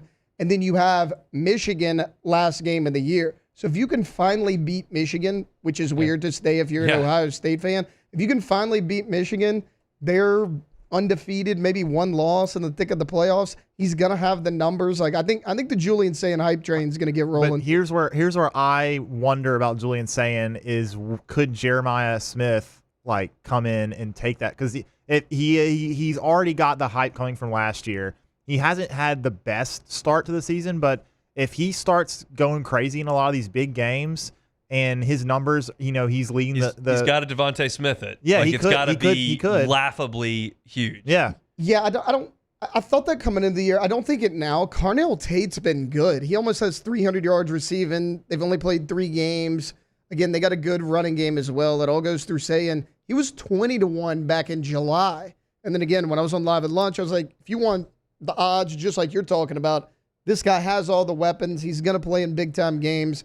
I think it's Julian Sayin. He's completing 79% of his passes. If you're going to bet Sayin, you have to do it before they play Penn State. You got to do it now. Once they play Penn State, you lose all your leverage. Like, this is the point where if you're going to get some action on Heisman, like you need to jump in. You've seen a little bit. You kind of have the cast of characters figured out.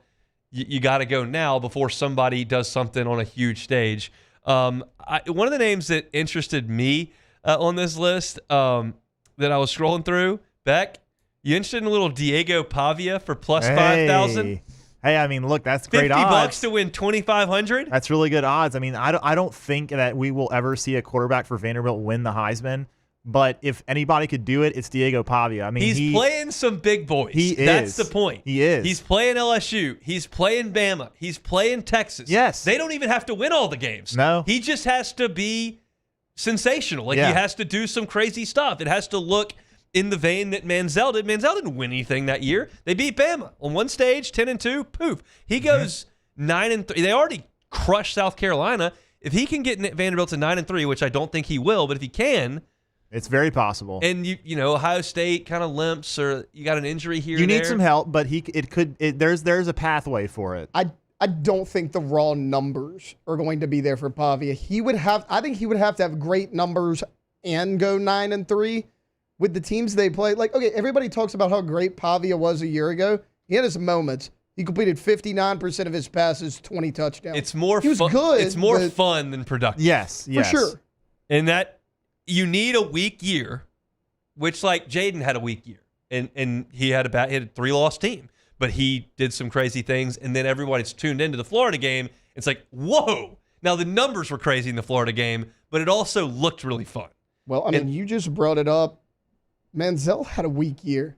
The 3 finalists were Johnny Manziel, Manti Te'o, and Colin Klein. Yeah, I mean, Manti Te'o had like 7 interceptions or something. And then Colin Klein was your third Colin guy. Klein's like running forward. Yep.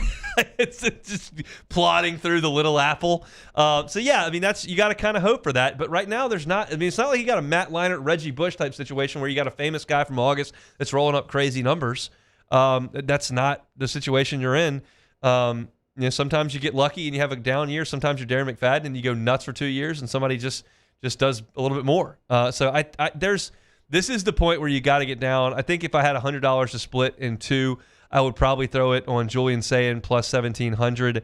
And I realize it's the favorite, but I would probably throw it on Carson Beck as well, because I just think that with that Miami offense in that league, it's just likely to me that he throws for pushing 4,000 yards. And that's, if he stays healthy and they leave him out there a little bit, and it feels like they're going to win a lot of games in a bad league, that is probably where I'd go with it. But there's some long shots that are interesting. Garrett Nussmeier, for those that are interested, plus 2,000 at this point. Garrett's numbers are way, way down. He's going to have to go bananas down the stretch and beat some really good teams, which is certainly possible. We've seen Garrett do that. But right now, if you're an LSU fan looking to get some cash down, you can get it on Garrett at plus 2,000. So $50 wins $1,000 for your Heisman vote. Thursday show is brought to you by Sagrera Farms Premium Angus Beef. Let me tell you about them before we get to Chris Blair on the Hunt Palmer Show.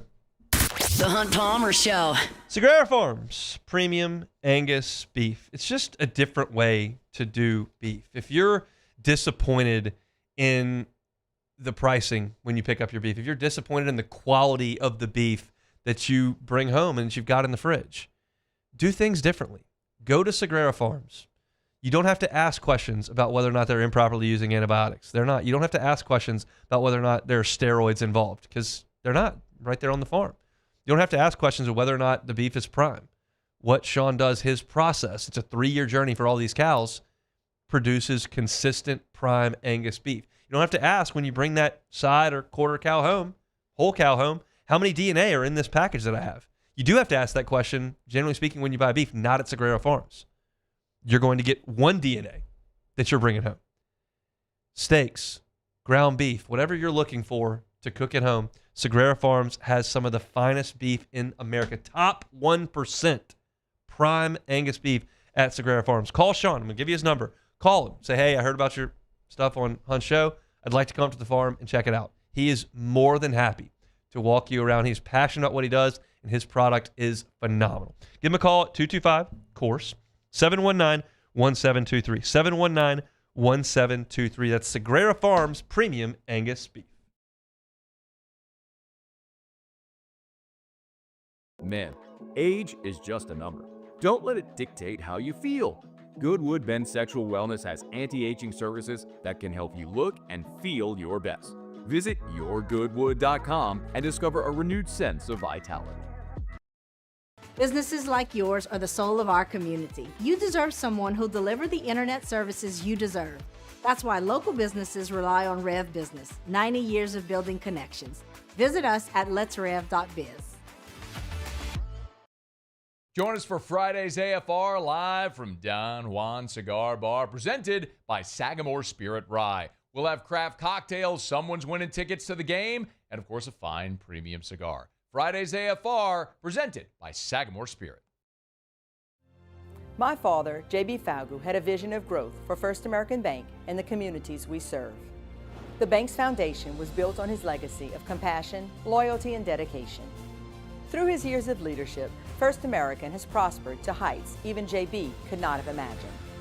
I know my father would be extremely proud of the customer service and financial stability that First American provides to Southeast Louisiana. We continue to thrive because of the legacy of J.B. Falgu. At Atmos Energy, our Smart Choice solutions help customers save energy and emissions with rebates up to $500 off high-efficiency natural gas appliances, smart thermostats, and weatherization upgrades. Together, we're fueling our energy future. It's not just a game, it's a religion. You've got your team color, team swag, and now your very own website. LouisianaSports.net. Everything LSU, Saints, and Pelicans. Sports on demand. In-depth coverage by sports writing pros with continuously updated news. And with the LouisianaSports.net newsletter, you get pinged directly with top trending stories. Best of all, now and always. No paywall. It's free. LouisianaSports.net. Powered by 104.5 ESPN Baton Rouge. Your home for Louisiana sports. We typically think of stress as being bad for us. At Our Lady of the Lake and LSU, we are researching how certain types of stress, such as exercise, can be good for our immune health. By studying people under extreme stress, such as athletes, astronauts, service members, and first responders, we're learning how to improve the immune health of everyone. That's the power of research. That's the impact of champions. Together, we roar. At Luba Workers' Comp, our journey began over 30 years ago with a simple belief: our clients come first. At Luba, our business has always been focused on people, not policies. Through every success and challenge, we've continued to grow because we've stayed true to our values, committed to providing you with genuine dependability. Because your well-being is more than a priority. It's our purpose.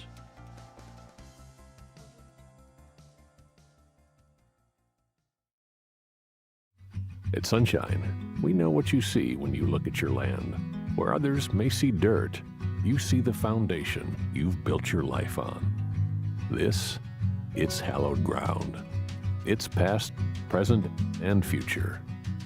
We're proud to provide quality John Deere equipment to help you maintain the land you love. Check out our current promotions and learn more about what it means to be powered by sunshine at sunequip.com.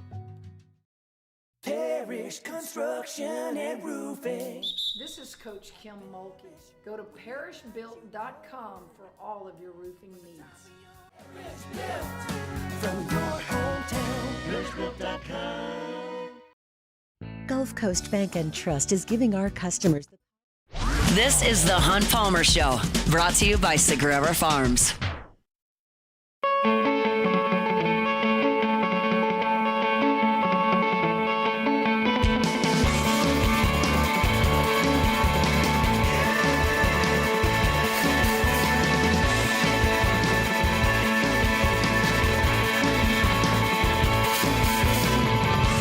Another game day here in Baton Rouge this Saturday night in Tiger Stadium. LSU and Southeastern, 6:45 kickoff. Getting prepared for the weekend. Great way to start things off is the Brian Kelly Show, which comes your way tonight at 7 o'clock from TJ Ribs there on Acadian. You can listen to it here in Baton Rouge on our sister station, Eagle 98.1. Chris Blair will be there with the head coach of the Tigers. Joins us on Thursdays right here on the Jim's Firearms Hotline. Chris, how we doing?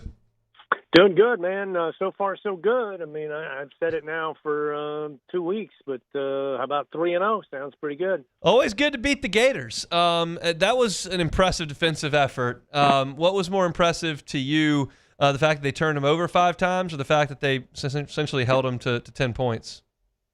I think both are pretty impressive. I just think the fact that, you had so much pressure that, Lagway was, I don't know, I haven't gone through the entire film play-by-play with the ball in his hands, but again, the question marks coming into the game last week, at least from the Florida side, was if there's one thing that maybe has hurt DJ Lagway with the injuries prior to the season, is that his footwork has not been very good. We saw a lot of throws, even in the win over Long Island and the loss to South Florida, where there wasn't any pressure, but yet he didn't really look like he was setting his feet and stepping into the throws. It always seems like he's back foot throw or his hips are turned.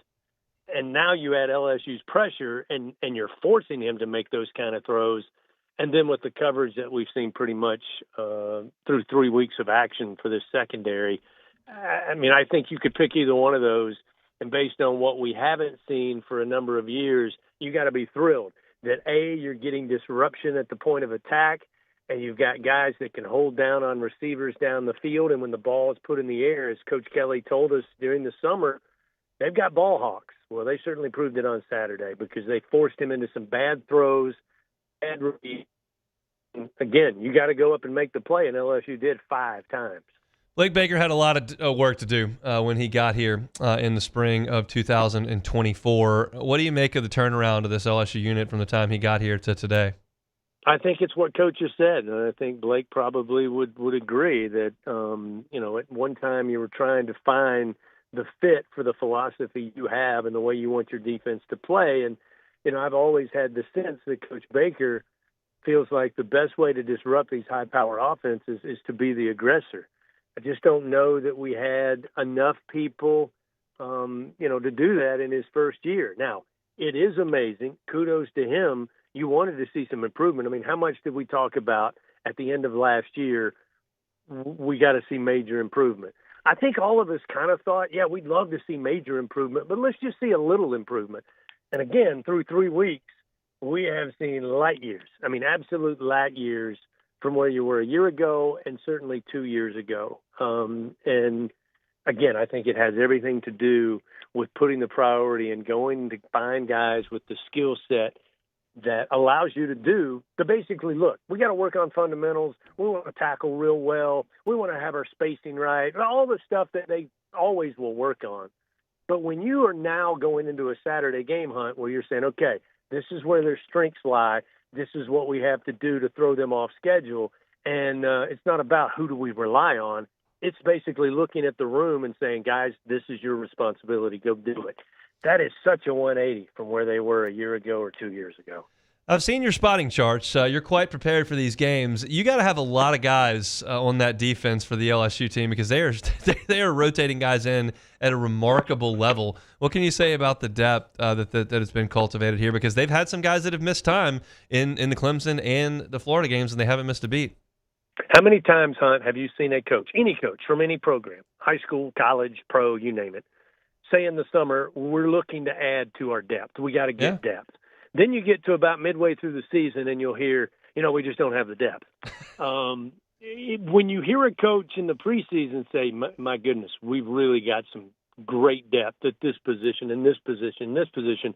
I mean, that's not a groundbreaking statement, but what was displayed on last Saturday with the unfortunate, horrible decision, I know it's the rule, I know definition of the rule, but I agree with you wholeheartedly. There has to be another look taken at the targeting call and automatic disqualification. But you lose Witt early. West steps up in a big way. Then you lose him. You got Devon Hughes, who I thought at the end of last year may have been playing better than any linebacker outside of Witt that LSU had. He hasn't seen a ton of snaps, but he comes in and looks like all-world. Singleton comes in, he looks like all-world. And then, not because you wanted to, but because you had to use the third week's brother, and he holds his own for the limited snaps he had in that type of atmosphere. So when Coach Kelly tells us next time he really feels good about the depth that he has on his team, especially defensively, I say we believe him because that was fully on display Saturday, and that can do nothing but help this team, regardless of what comes their way on the defensive side of the ball, this Saturday, next Saturday, or for that matter, the rest of the season. We talked to Garrett Nussmeier last week, and he mentioned the word frustrated twice, and I get that because they know that they can be better. They were better than this last year, but they just haven't quite found their groove. What do you think it's going to take to get that thing rolling? Well, I think, again, getting him 100% is good, but, I still would argue that an 85% Garrett Nussmeier, with his experience, his development, just the intangibles that he has, I'll take it every day. But I do think, and I'm going to ask that tonight, on Coach Kelly's radio show, I want to know, how does that affect the real-time decision-making from the offensive coordinator to the head coach to the quarterback on, does it limit him at all or no? So if it doesn't limit him at all, then, again, I think there's got to be, just some better play. There hasn't been a ton of time for him to sit back there, go through his entire progressions, but at times there has been, and they haven't been able to connect.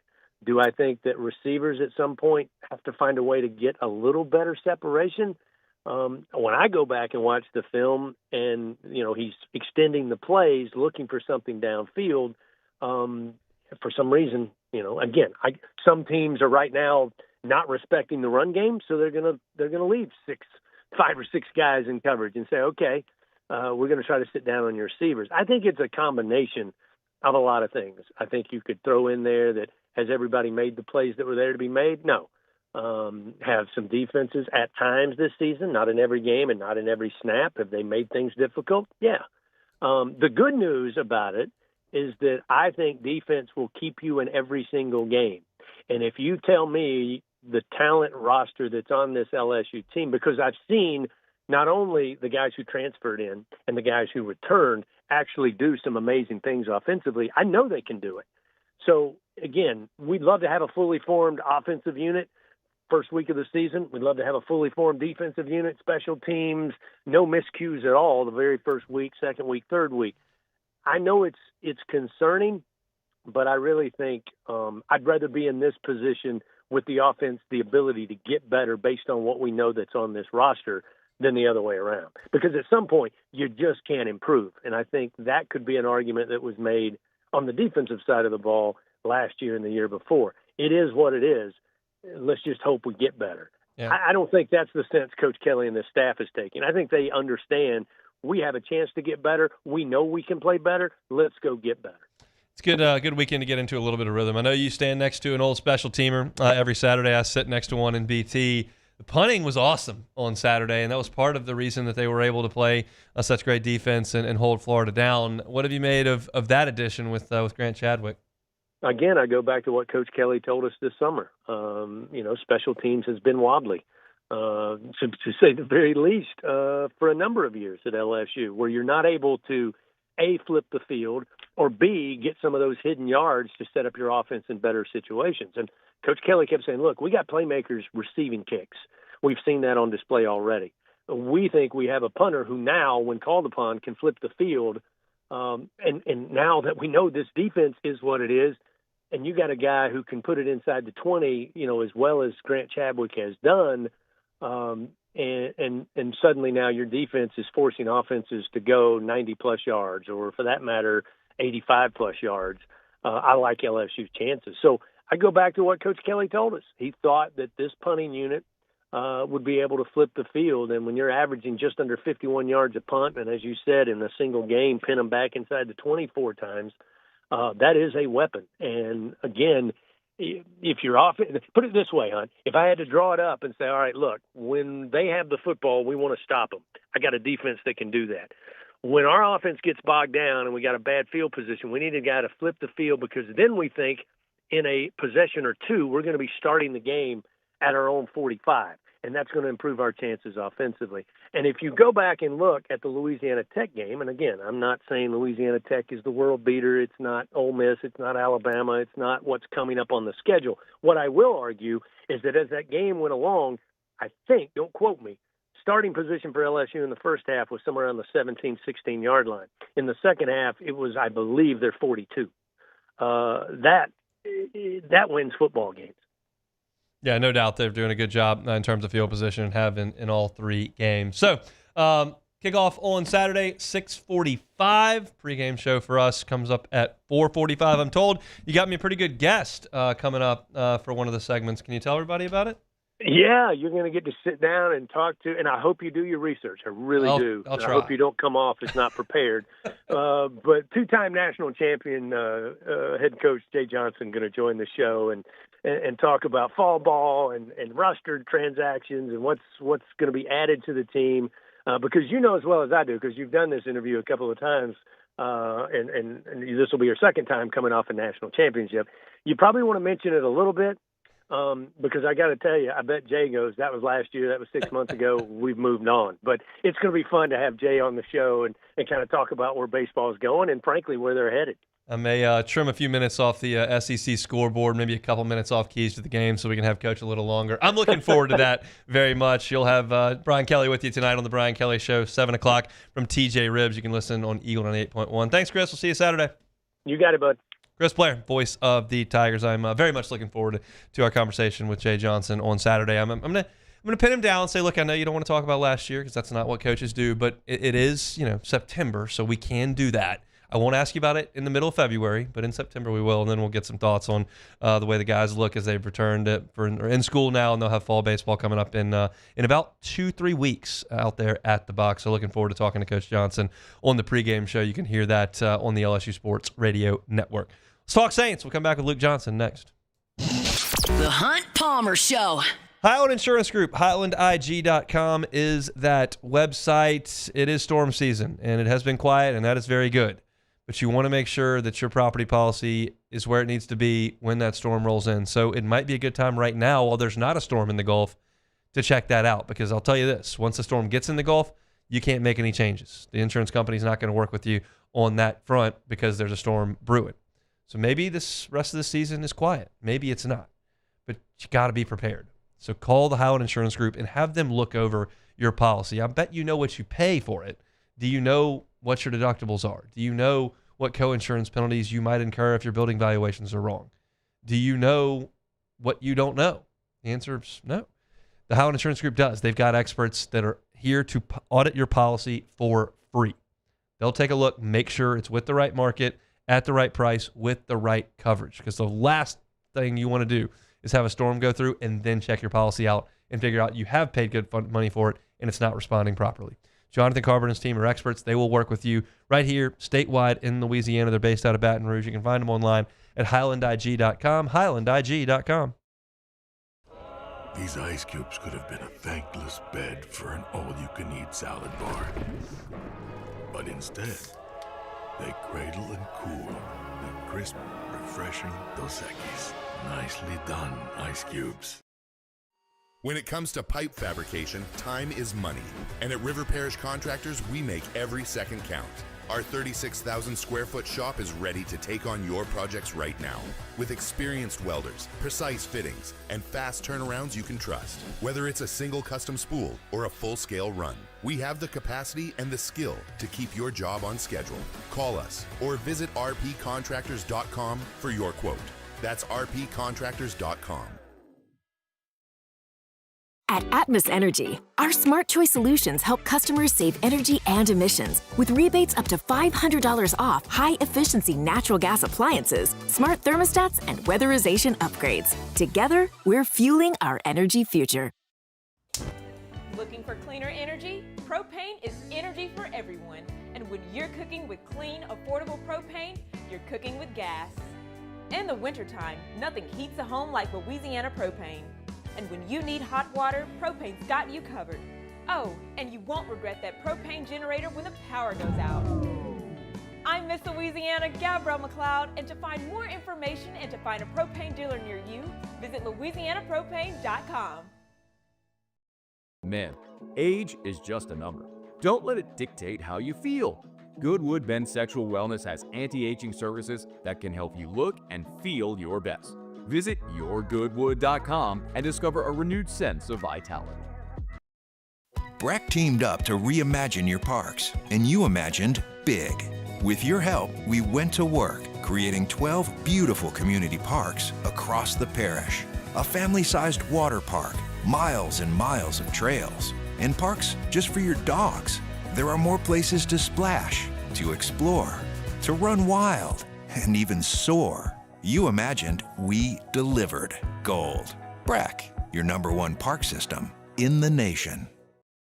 Today, we are shaping tomorrow. We are researching how extreme stress impacts the immune system, from trauma victims to athletes and even astronauts.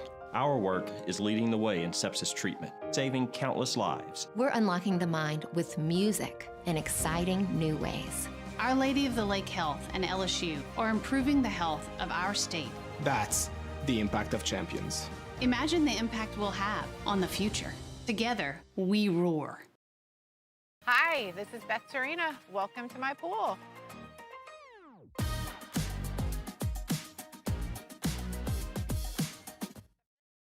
You're listening to The Hunt Palmer Show, brought to you by Sagrera Farms.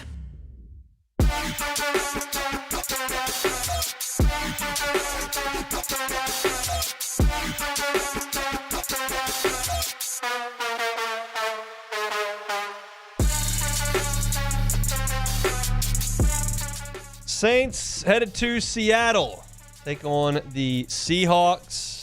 Black and gold off to an 0-2 start at home. Now they'll hit the road for a couple of weeks. Different corners of the country. They'll go to Seattle, come on back home, and they'll head to Buffalo next week. First things first, Saints and Seahawks. Let's talk about it with our guy Luke Johnson from NOLA.com and The Advocate with us on Thursdays. Luke, how we doing?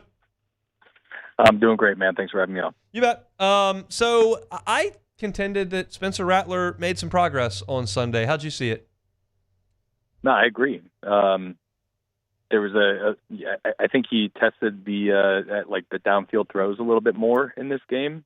You saw his kind of average air yards per target, his average yards per completion kind of creep up a little bit after he had really low that first week. Obviously, he had the 3 touchdown passes. All 3 of them were either man beaters, getting the ball out of his hands pretty quickly. But a couple of those, like the one to Juwan Johnson in particular, was a vertical throw. So I'm encouraged. I think he's played really well. I'm going to be really, really, really interested to see if now they've got a couple weeks of game film to go on, going up against tough defenses the next 2 weeks, both on the road, see if that can continue. So if it does, I mean, they got something in them, right? And, I think I said on your show before, a lot of people were kind of knocking the Saints for taking Tyler Shuck, and then he couldn't even beat out a 5th-round guy in his second season who was pretty awful last year. And, I think we're seeing right now that they have at least a legitimate NFL quarterback in Spencer Rattler. We're just going to see if he's a guy who can really, really claim this starting job going forward. How much credit do you give Kellen Moore and to a degree Doug Nussmeier for this progression? I read earlier on ESPN.com that the Saints are playing faster than anybody in the NFL, and that may be helping Spencer Rattler because the defenses are simplified. When you look at how they're being coached, what do you see? Yeah, I think there's a lot of different ways to go about it, right? Like I think last year's scheme with Clint Kubiak, who obviously we're going to see this weekend in Seattle. Yeah, I think there was some elements of that make life easier on quarterbacks, right? They put them on the move a lot of play action. But like in the same respect, they're kind of cutting the field in half and they're putting them in harm's way a lot by asking them to make a lot of those like deep vertical throws. We're seeing a lot less of that this year. Kellen obviously has a plan for these quarterbacks on his roster, and it's really just like, hey, take as many of the easy completions as you can get. If you see an opportunity to go hunt for a big play, do it. But for the most part, we're going to scheme some guys open for you, get the ball in their hands, let them go to work. So I think he has a big part in that. And honestly, I know people are criticizing Cesar Ruiz a lot online, which he has not played well in the first 2 games. They've had some stuff with Talifuaga, who's been kind of hit or miss as he's dealing with these injuries. But I think the line has generally played pretty well. He's only been sacked 4 times in 2 games. And I think when you're seeing him avoid the negative plays, the good stuff can shine. Let's talk about the offensive front, specifically Fuaga. How concerned are you with the lingering injuries that are costing him practice time? I mean, very concerned. As an old man, you and I both, back injuries are no joke, man. It makes it incredibly hard to do anything, and especially if you're trying to anchor your pass set against a freak 280-pound human being. I think that's that's really concerning for me. And you add up the knee injury that he dealt with last week. It was an inflamed tendon for him, which is not, it's not as bad as like some structural stuff with the knee, but that's stuff you don't want to hear your first round pick offensive lineman is dealing with. Because that's stuff that feels like it can linger and really impact his play whenever he is ready to return to the field, which may not be this week. So don't like it one bit.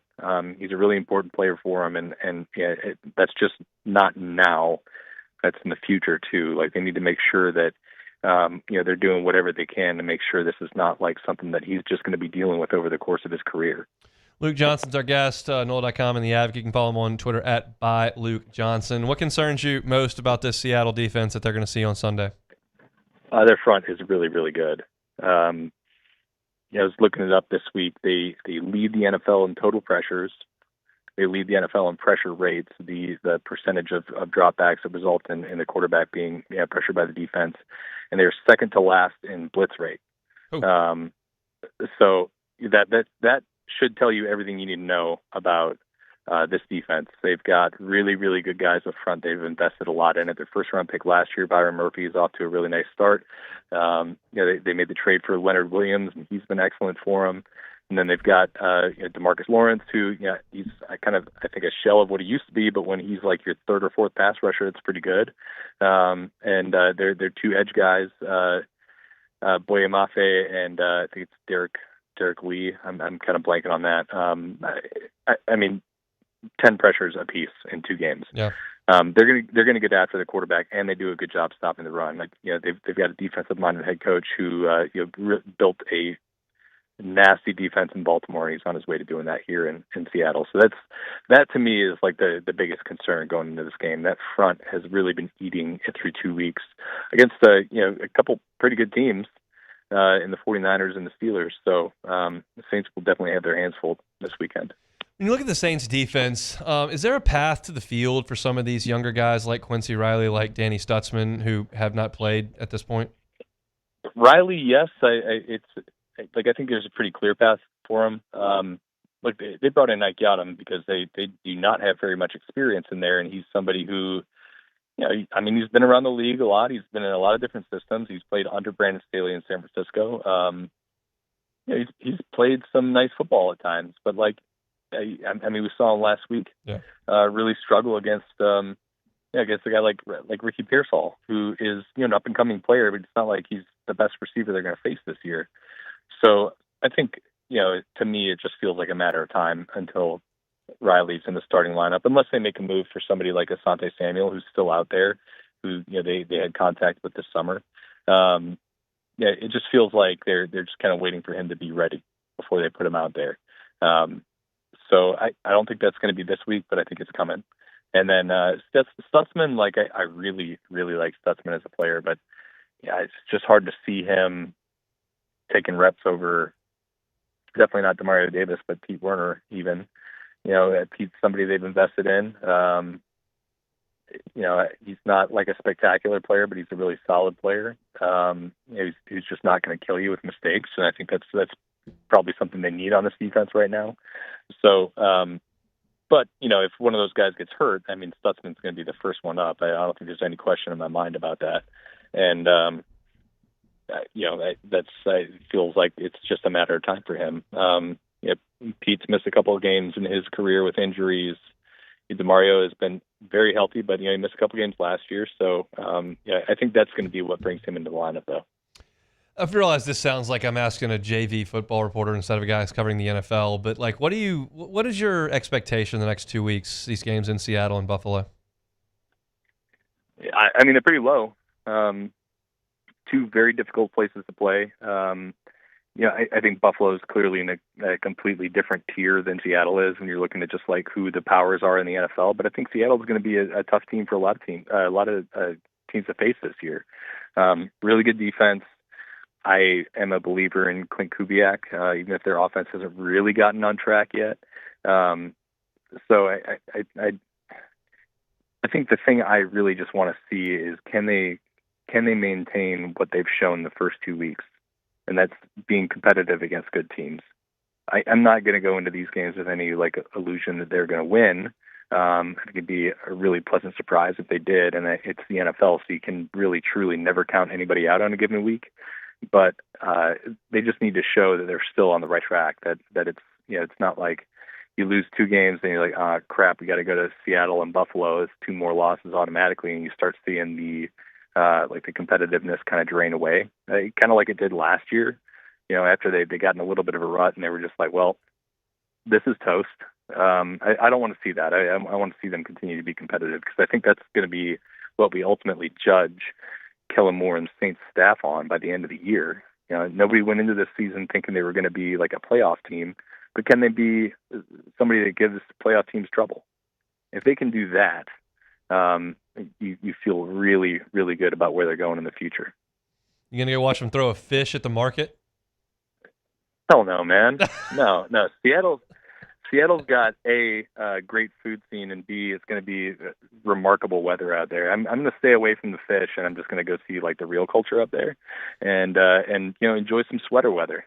Like, that's what I've just been dying for down here for the last 6 months or whatever it's been. We'll have it by January. No sweat. Yeah. I don't want to wait till January. I'm going to enjoy Seattle this week and Buffalo next week. Safe travel, sir. We'll talk next week. Thanks, man. See you. Luke Johnson, @ByLukeJohnson on Twitter. I went and watched him throw the fish when LSU played Washington and Seattle in 2009. I also ate brunch in the Space Needle. Might have been that I got a little buzz from the mimosas, but like Space Needle, the restaurant turns. Yeah. It's like the carousel bar at the Montleon. I got a little disoriented. I didn't like it. Oh yeah, that's gonna happen, Hunt. When you've had a few cold pops. I had a few. Just got a little I was doing all the touristy stuff. Got a little disorienting, and then this is classic college kid stuff. I was in college at the time. We were looking for sushi, and this was Sunday after the game. We watched Ole Miss play, I think Memphis, because it was the first weekend, and they were playing on Sunday. And we watched at a sports bar, drank entirely too much. Then we're trying to go find sushi. And we ended up, I don't even know whose idea this was, in a strip mall at some all-you-can-eat sushi buffet. Oh, no. Which was a catastrophe. That's a very bad decision. It was bad. We ate way too much of it. It ruined the afternoon. Like, we had to go home and take a nap in the hotel because we drank too much and then ate too much sushi. That's classic college kid stuff. Just, it's probably not hard to get on the internet and figure out where to go find some food in Seattle. Probably not. We just botched it like college kids would do.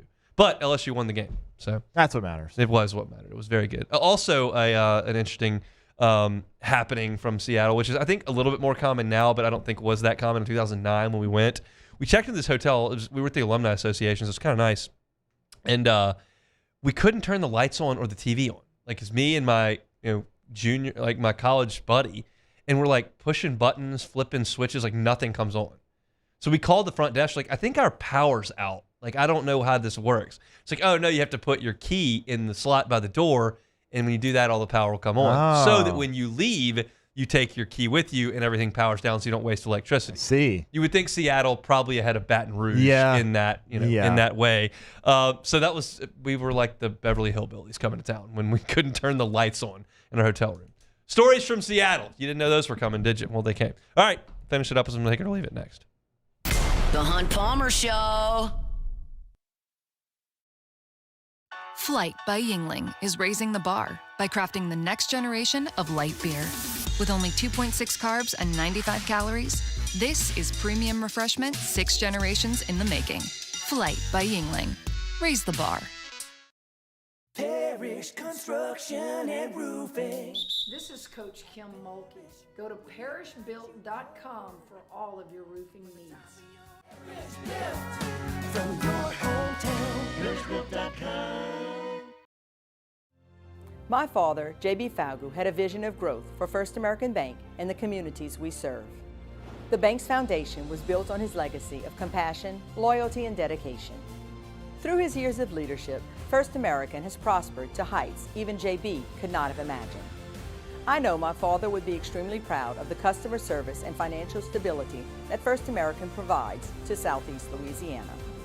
We continue to thrive because of the legacy of J.B. Falgu.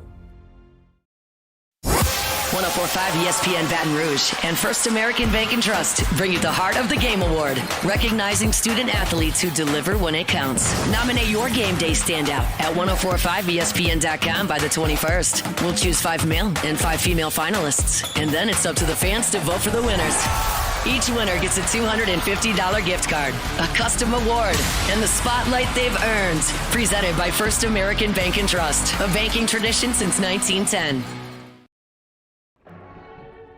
These are the luckiest ice cubes in the world. They could have been a thankless bed for an all-you-can-eat salad bar. But instead, they've been called upon to cradle and cool a crisp, refreshing Dos Equis. Huh. Looks like the lucky just got luckier. Dos Equis. Join us for Friday's AFR live from Don Juan Cigar Bar, presented by Sagamore Spirit Rye. We'll have craft cocktails, someone's winning tickets to the game, and of course a fine premium cigar. Friday's AFR, presented by Sagamore Spirit. At Ochsner, we know healing is a team sport. That's why we've partnered with world-renowned orthopedic surgeon Dr. James Andrews to create the Ochsner Andrews Orthopedics and Sports Medicine Institute. Whether you're a professional athlete or a weekend warrior, our team of specialists are dedicated to getting you back in the game. So whatever your reasons are for reaching your personal best, we've only got one: you. Ochsner Andrews Institute. Long live you. Family owned and community driven. Service Chevrolet Cadillac, a legacy you can trust since 1972.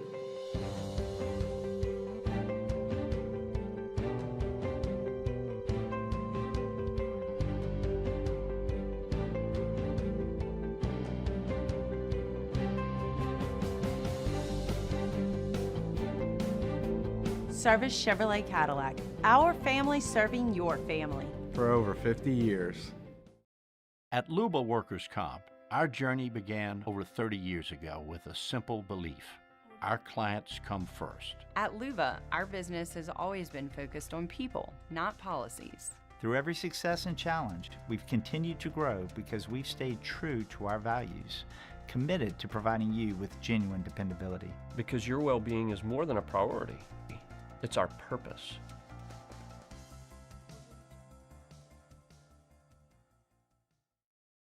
Gulf Coast Bank and Trust is giving our customers the power to bank anywhere, anytime during this challenging event. And we're right there with you. This is the Hunt Palmer Show, brought to you by Sagrera Farms.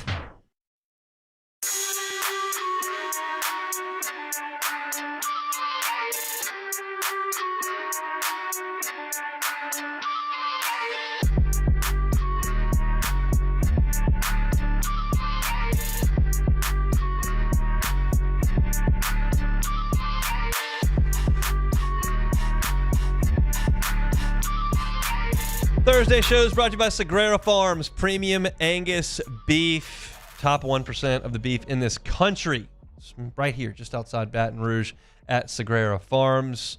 Holes, sides, quarter cows. Sean's got you covered there at Sagrera Farms. Told you about the IMF scores. You're talking about north of 13, 14, 16, when the cutoff for prime is 9. It is some of the best beef in the country, and it is right here. So call Sean. Go by the farm. Get your hands on some of this premium Angus beef today. All right, reminder, our Football Friday schedules here on 104.5 ESPN Baton Rouge start at 7 a.m. with Off the Bench. Those guys will be live from Rouse's tomorrow, Burbank and Lee. We'll be on from 7 to 10, I should say. Then 10 to 1 is an extended edition of Live at Lunch from Rufino's. And they'll hand it off to me. I'll be right here from 1 to 3 for the Hunt Palmer Show. Matt will drive you home 3 to 6 on AFR. That's when Cade Wassan will take over at 6 o'clock for Louisiana Prep Preview.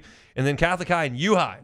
Pregame show at 6:45, kickoff at 7. Big game between two of the best programs in this city. And a reminder that we do have a new high school option over on our sister station, Talk 107.3, Ken Trahan's high school show, which has been running for decades. Got 5 hours of coverage, 6 to 11. All the high school scores you could want over there on Talk 107.3, 6 to 11 every single week. So If you're interested in the high school football scene, you're leaving a game tomorrow, heading to a game tomorrow, and you want to check out Cade on the way from 6 to 6:45, and then Ken Trahan up until 11 o'clock, you can do that over on Talk 107.3. All right, take it or leave it. Take it or leave it. Take it or leave it. Presented to you by Flight by Yingling, the next generation of light beer, crafted by America's oldest brewery. Today's hottest stories in sports, news, and sometimes even Hunt's life. The question is, will he take them or leave them? Whatever you're doing, playing golf, tailgating, fishing, grilling, hanging by the pool, just enjoying a cold beer because it's time to have a cold beer. Flight by Yingling is perfect for these warm weather months we have in South Louisiana. 2.6 carbs, just 95 calories, all the flavor you're looking for in a cold beer. Flight by Yingling. If you're stocking up for the weekend or the tailgate, grab a pack of Flight by Yingling. It's the next generation of light beer. Alrighty, first one here. Miami, University of Miami, the Hurricanes. They will be building statues of Vinny Testaverde and Gino Torretta, both quarterbacks that won the Heisman while in their time at the U, as they like to call it. A donor donated $1.81 million to the athletic department, and they're using most of that to build these statues. Statues of Vinny and Gino. Take it or leave it. I'll take it. Kind of sounds like Jersey Shore names there. Bit. But yeah, like I would rather, if I'm a Miami fan, I would rather give that money to the players than build statues. Yeah. But you got guys who won the Heisman Trophy. I forgot Vinny Testaverde won the Heisman. I know Gino Torretta did. He did actually. He was the first Heisman winner for Miami. Yeah, great NFL quarterback, had a long career. But yeah, go ahead. They won the Heisman. That's good for them. All right, last one real quick. This was interesting. I saw this on Twitter. Division III football school, Lycoming College in Pennsylvania. They have a freshman on their team, and he is 58 years old. Freshman defensive lineman Tom Sillo. He never went to college, played high school football for a little while, but worked for a city's streets and parks department for 33 years and decided he was going to go back. And he's on the team. Now he's suiting up for the Warriors, Lycoming College. Kind of similar to that tuba player for LSU. I think it's 66 years old. But playing college football at 58, take it or leave it. I'll take it. I'll take it. I don't think he's hurting anybody. It's D3. Yeah. He might get hurt. He might get hurt. That's what I'm worried about, if you're really. Out there, get after it. That's good. I'm curious. I'm going to get otter locks from Jimmy for the website coming up, and you'll hear about them on Match Show later. Got to have the Reds tonight, I would think. The Cubs clinched yesterday. They were spraying beers all over the locker room at like 3 p.m. Got to think that they might be a little hungover today. Who's going for the Cubs, though? Who's pitching? I don't know, but he's probably drunk yesterday. Colin Ray is starting. Okay, yeah. And Hunter Green's going for the Reds. Yeah, he does 100. Yeah, so he's pretty good. I would sprinkle the Reds. That's a gambling pick from me. We're back tomorrow, same time, same place. Hunt Palmer Show. The Hunt Palmer Show. Got one more read to tell you about here on this Thursday. That's my friends at Genesis of Baton Rouge. You can find the entire inventory online at genesisofbatonrouge.com. You can do everything you want to do online at genesisofbatonrouge.com. That's explore the entire inventory. That includes photographs. That includes descriptions of the vehicle. That includes pricing, the whole deal. And if you want a test drive, you don't have to go to the dealership to do that either.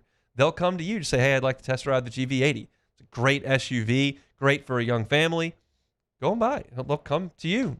Valet test drive. If you like what you see, you don't have to go to the dealership at that point either. They got e-contracts. They've got digital delivery. We live in a delivery world. So if you like your test drive delivered, then you like your new vehicle delivered, they can do that for you at Genesis Baton Rouge. Of course, if you'd like to go to the dealership, they'd love to have you. They're on airline at Pico across from Women's Hospital. But everything can be done online at genesisofbatonrouge.com. That's Genesis of Baton Rouge online. It's genesisofbatonrouge.com. Looking for cleaner energy? Propane is energy for everyone.